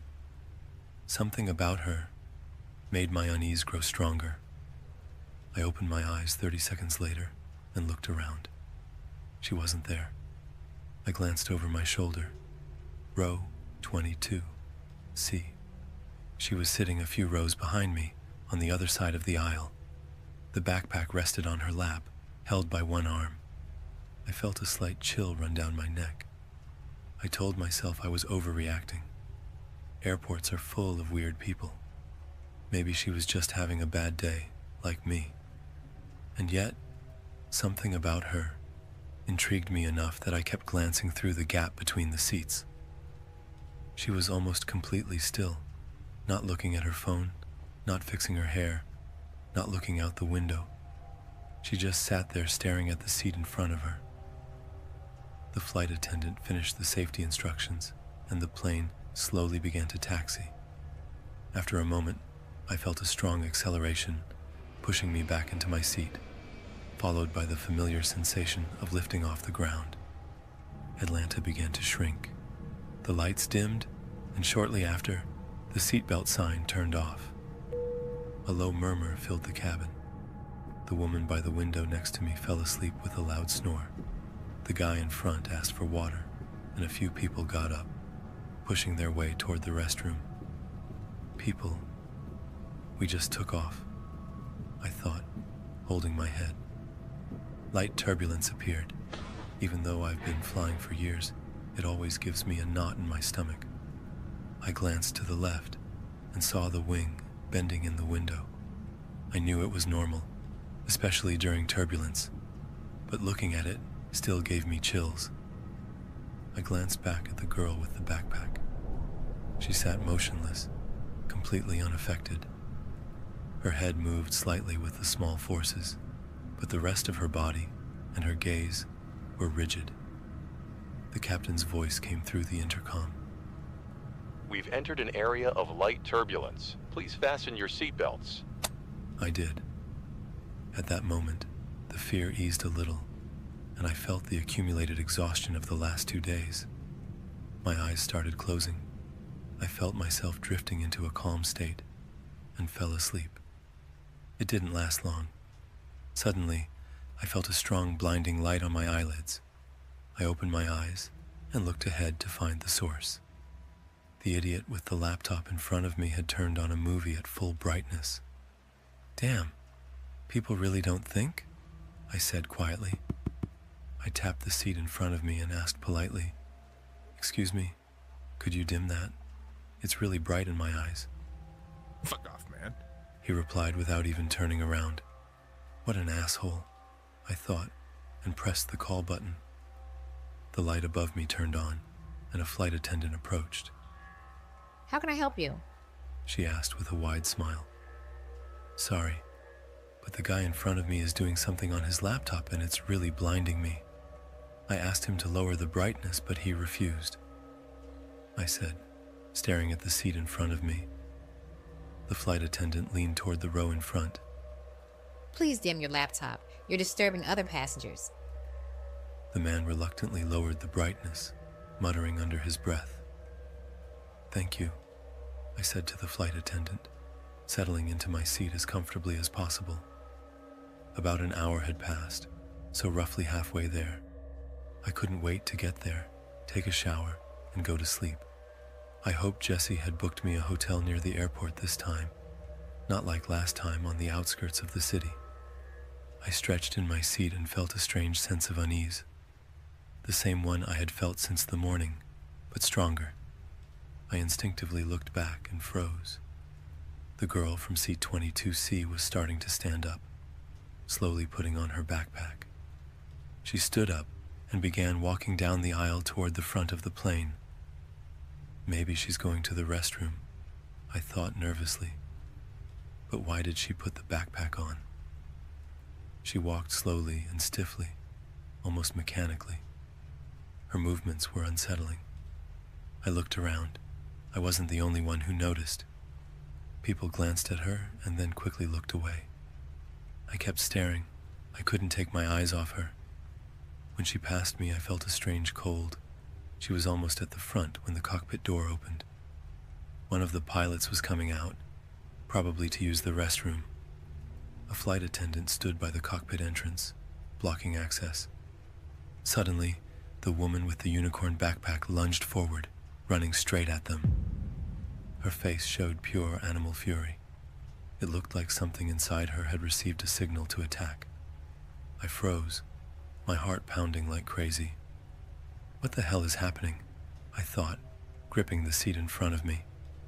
She slammed full speed into the pilot, hitting the flight attendant with her shoulder, sending her flying to the side, her head hitting the first row of seats. The pilot, shocked and confused, was thrown backward into the cockpit. The door slammed shut behind them. A deadly silence filled the plane, and the air was thick with fear and panic. It lasted about 10 seconds, during which I felt tingling all over my body. There were 2 pilots inside. They should be able to handle her, I thought, staring at the cockpit door. Suddenly, a short scream of pain came from inside. I felt a strong jerk in my hips.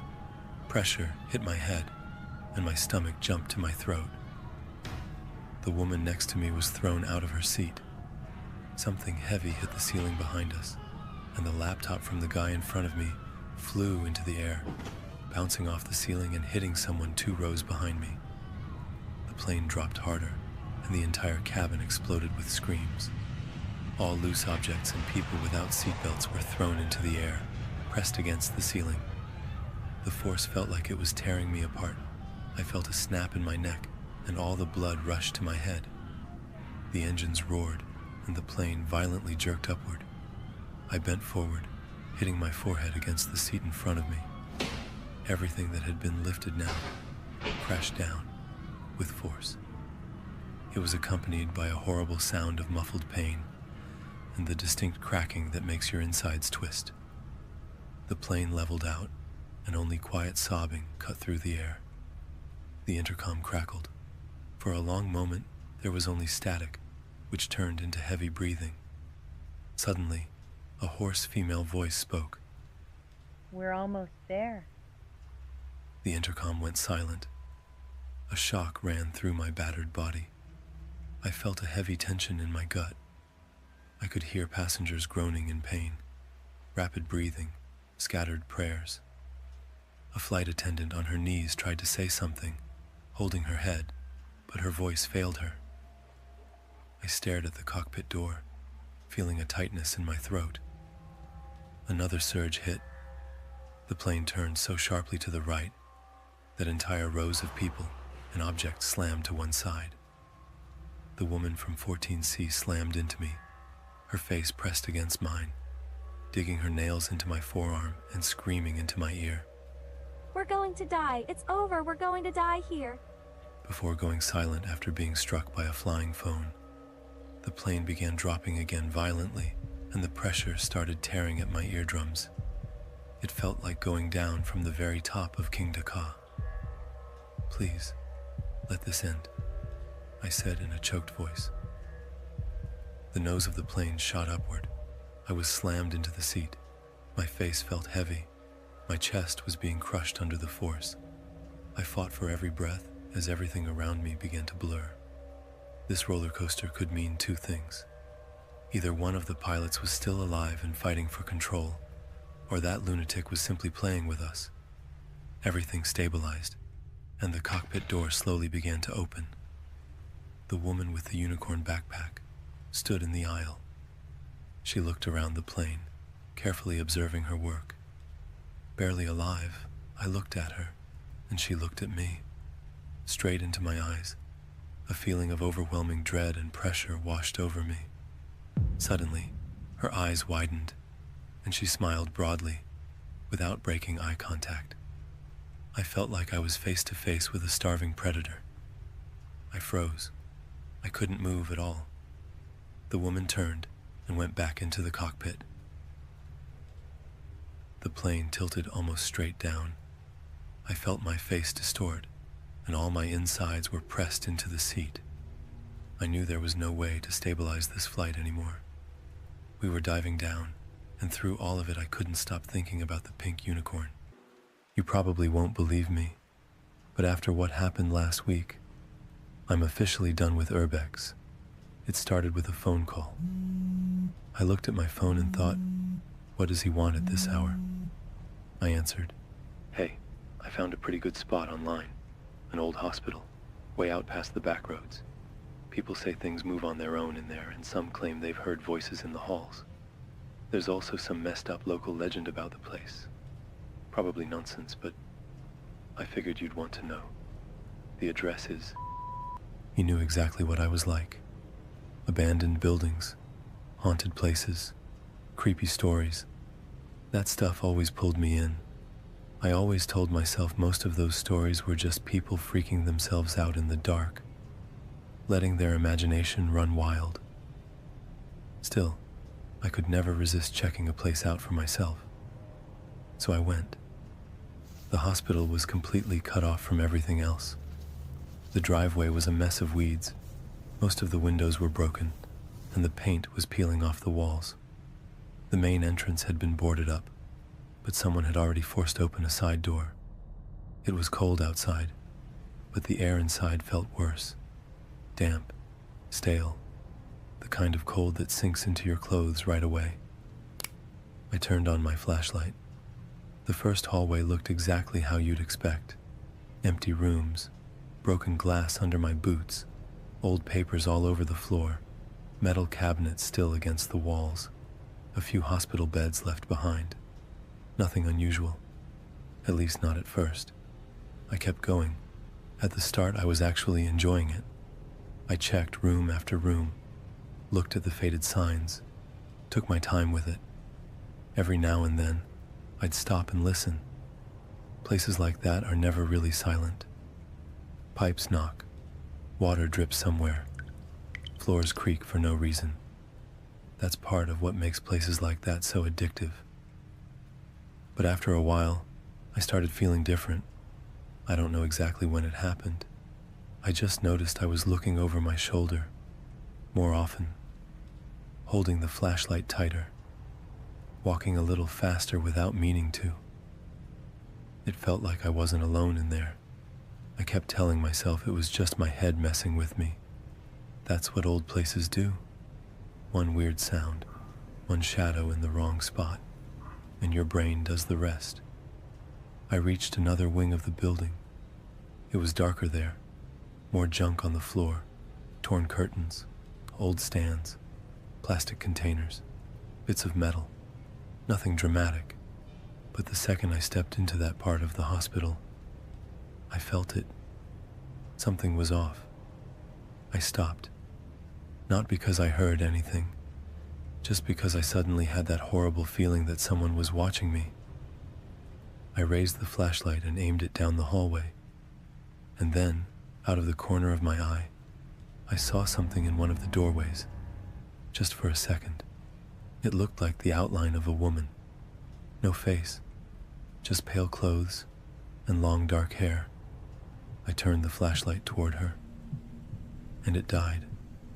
Just like that. I started hitting the button over and over. Nothing. Then a door slammed somewhere to my left, loud enough to make my heart jump straight into my throat. I don't know what scared me more, the sound, what I thought I saw, or the fact that I couldn't see anything at all. In that moment, it stopped feeling like exploration. It felt like I'd walked into a trap. I took a step back, then another, and tripped. I hit the floor hard. The flashlight flew out of my hand and skidded away. Glass cracked under me, and a sharp pain shot through my right leg. I'd cut myself on something. I froze. That was the worst part of the whole night. Not the door slamming, not the thing in the doorway, just lying there in the dark, bleeding, with no idea where my flashlight was, knowing that if something was standing a few feet away from me, I wouldn't even know it. I started feeling around on the floor. Dust, glass, paper, cold metal. My heart was pounding so hard I could barely think. Then I found the flashlight. It was near the wall. I grabbed it and clicked the button. Nothing. Again. Still nothing. The third time, it came back on. I got up right away and pointed it down the hallway. Empty. One door was shut. The others were still partly open. Everything looked normal. And somehow, that made it worse. Because I knew I had seen something. I felt warmth running down my leg. Blood. Not enough to stop me from moving, but enough to make me realize this wasn't funny anymore. Then another door slammed. Closer this time. Then another. I ran. My lungs were burning, my throat felt raw, and every step sent pain through my leg. But none of that mattered. I just needed to get back to the side door I came in through. The problem was, the place suddenly didn't make sense anymore. I turned where I thought I was supposed to turn, and ended up in a dead-end hallway. I went back, past a room I didn't remember seeing before, came into a wider hallway, and for 1 second, I thought I knew where I was again. Then the double doors in front of me slammed shut, by themselves. I stopped so fast I nearly went down again. I stared at them. Then I heard something scraping on the other side. Slow, heavy, like metal being dragged across the floor. I backed away. There was no way I was going near those doors. I limped into a side hallway, my hands shaking so badly the flashlight beam was all over the walls. I just wanted out. Then I saw writing on the wall, exit, and an arrow under it. The letters were uneven, like someone had written them in a hurry. I was sure I hadn't seen that before. I was sure I'd already been there. Another door slammed behind me. I didn't think twice. I just followed the arrow. The hallway got narrower, pipes overhead, pieces of plaster on the floor. It felt like the building was forcing me that way, like every other path had already closed off. At the end of it I saw a door, the side exit, the same one I had used to get in. I almost laughed from relief. I grabbed the handle and pulled. Nothing. I pulled again. Still nothing. Behind me, another slam, then another, closer every time. By then, I knew one thing for sure. If that door didn't open, I wasn't getting out. I swept the flashlight over the frame, handle, lock, dirty glass. And then I saw it, a folded piece of paper jammed into the corner near the frame. I have no idea where it came from. I grabbed it. It was damp, creased, and looked like it had been there for years. I unfolded it with shaking hands. There were only a few words written on it. Latch at the top. I looked up. There it was. An old metal safety latch, covered in grime and blending into the wall so well I hadn't noticed it before. I stretched up, pain shooting through my leg, and shoved it hard. Nothing. Another slam behind me. I shoved it again. It moved a little. One more time. It gave. I grabbed the handle and pulled. The door opened with a loud scrape, and cold air hit me right in the face. I stumbled outside and almost fell down the steps. Then I made it back to my car and called emergency services. Luckily, it ended with just a few stitches. The police searched the building afterward, but they didn't find anything unusual, and there was no one inside. And yeah, that was it for me. I'm never touching an abandoned building again. Some promises become curses. For a long time, abandoned places were my whole world, a world I shared with my younger brother, Owen. And the promise I made to him was something I could never escape, no matter how many years passed, no matter how far I tried to run from the crumbling skeletons of old houses and ruined hallways. I didn't stop exploring because I was afraid of rotten floors or broken glass. I stopped because every empty building became a mausoleum, and every shattered window became a jagged reminder of what I had done. Every time I thought about stepping back into that darkness, the memories took over. The icy pressure in my chest, my pounding heart, the sweat gathering in my palms. Owen was 2 years younger than me, reckless and hungry for every secret the world tried to hide. He was the kind of kid who climbed through a window before you even had time to check for a no trespassing sign. The kind who vanished inside before you had made up your mind. I was supposed to be the older one, the braver one, but he was always the one pulling me forward. If I found an old barn worth checking out, he was already inside. If I hesitated at the edge of the woods, he would just flash that crooked grin and wave me over. He was fearless, or maybe just too young to know what fear really was. One night, we were sitting in a rotting gazebo with flashlights that were already dying and a backpack stuffed with gear for the future, a cracked compass, a frayed rope, tactical gloves our parents had given us. To him, they were sacred relics. He said, "When we're older, we'll visit every abandoned place, hospitals, surviving ghost towns. Promise me we'll keep doing this forever. I should have laughed it off, but instead, I shook his hand and promised. When you're young, some promises feel magical. A year later, I got my driver's license. I decided to take everyone on a trip.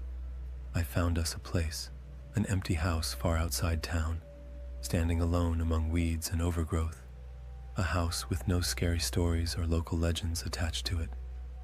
Just one of those places that used to be full of life, and now, for some reason, stands abandoned. I convinced everyone to go. Mom agreed reluctantly, joking about my newly earned license. Dad had doubts, but Owen was relentless, so eventually, Dad agreed too. The kid talked the whole drive about our future trips. He spoke about that house like it was our first real Urbex, the beginning of endless adventures. We never made it there. The crash is a wound too deep to truly describe. I remember the bend in the road, my sweaty hands on the wheel, the screech of tires. I remember my mother's last word, Owen's quiet breath, the sound of glass and metal breaking apart. But more than anything, I remember that I was the one driving. That was all it took. One mistake. My mother and Owen died. My father survived, but something inside him went out and died with them. He made it through the funeral, then through our house. No longer like a man, but like a shadow. In the end, he disappeared, leaving behind only the echo of what our family used to be. I never tried to find him.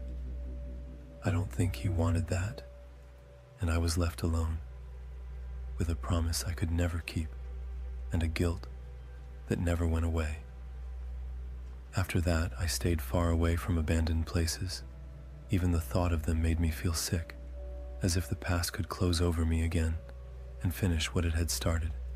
Therapy helped me survive, but it never freed me from the voices, their voices, the ones that came back whenever I was alone, especially Owen's voice, tangled up with that old promise I could never fulfill. Years passed. I tried to build a new life, but everything I did was just a slow, circling around an unfinished story. In the end, I started to understand that the only way forward was to keep my promise, to go to the house at the edge of town, to the place where everything ended before it had even really begun. When I finally drove there, the sun was already setting, stretching long shadows across the fields. The main road turned into a narrow, cracked route. Trees pressed in from both sides, and the silence became suffocating. I tightened my hands on the wheel and felt that old fear rising inside me again, clawing its way up from my gut into my throat. I was driving very slowly, very carefully. I hadn't been behind the wheel since that day. Then suddenly, a truck appeared behind me. Its horn ripped through the silence so violently that my whole body tensed. For a moment, I saw headlights in the mirror, and panic hit me like a wave. I barely managed to pull onto the shoulder, shaking so badly I almost dropped the keys. I sat there, staring at the empty road, and whispered, "I'm sorry." Not to the driver, to the ghosts. 20 minutes passed before I started driving again. The house was smaller than I remembered, crouched behind wild grass and broken trees, like gray bones against the darkening sky. It looked like every other ruin I had ever seen, but there was something about it that made my heart slam painfully against my ribs. I almost turned back. Instead, I grabbed my flashlight, stepped through the sagging side door, and forced myself inside. The air was stale, heavy with dust and rot. My footsteps echoed through the empty hallway. The first rooms were quiet, stripped bare except for shadows and debris. A sunken sofa, a split table, an old rug. For a moment, I almost felt like I used to. Maybe that was all it would take. One visit, just to feel that wonderful sense of nostalgia again. I thought about Owen, about the way he always rushed ahead, the beam of his flashlight bouncing off the walls, his laughter echoing through empty rooms. For one heartbeat, I let myself remember him alive. not as a loss, but as my younger brother, the one who could make any place feel like home.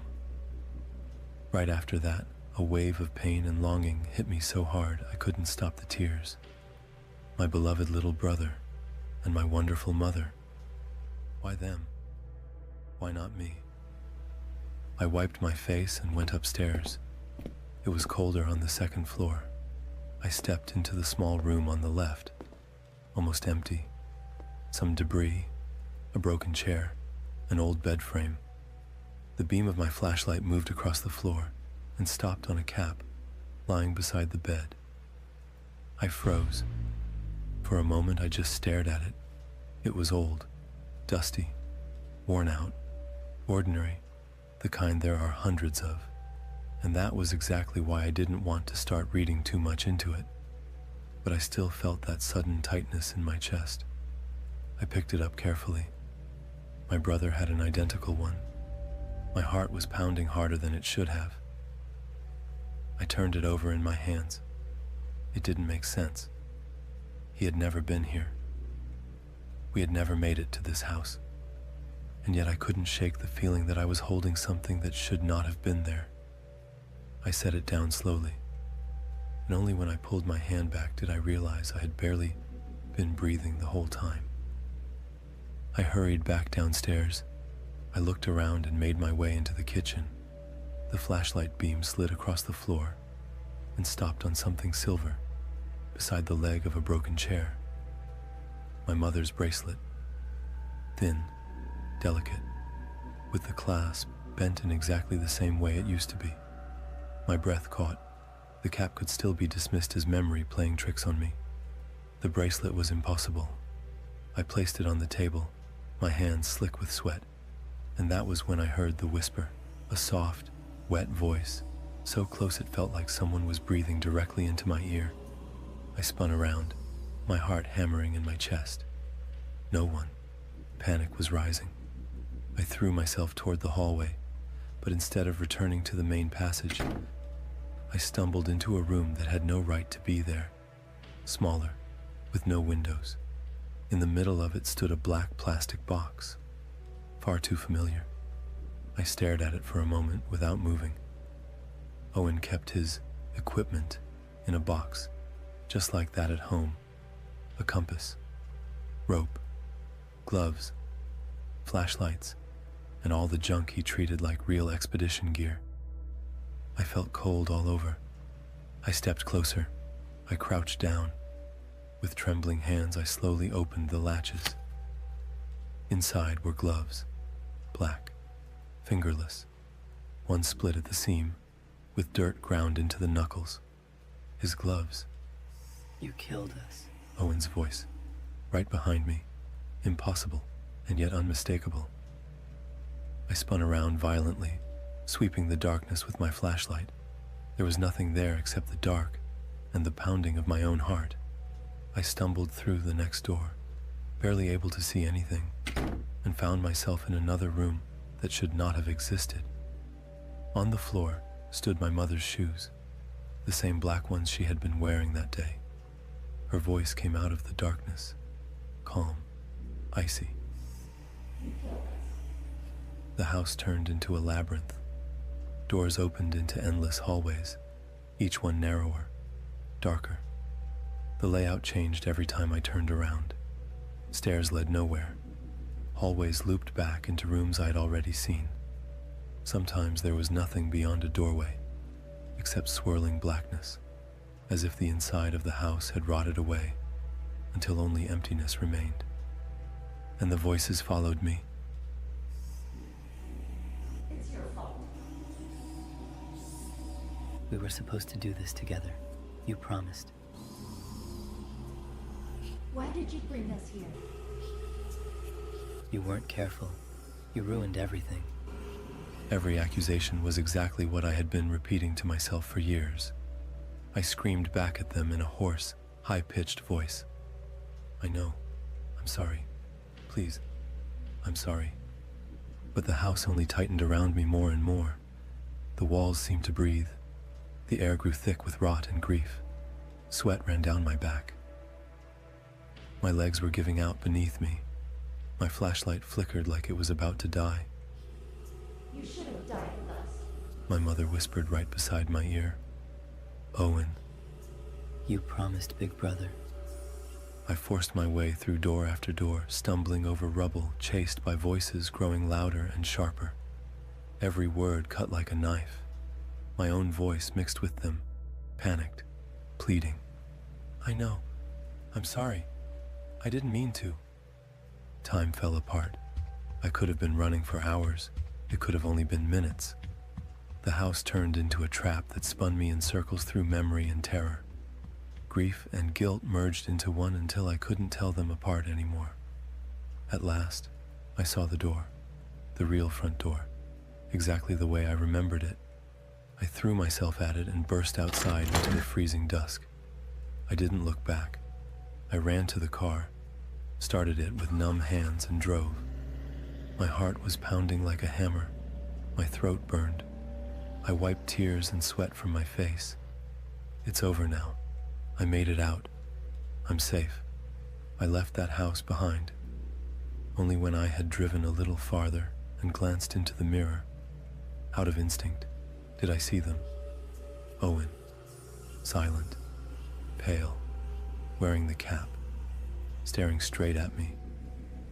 My mother beside him, white-faced, the bracelet glinting on her wrist. They didn't move. They just stared. We were supposed to do this together for the rest of our lives, big brother.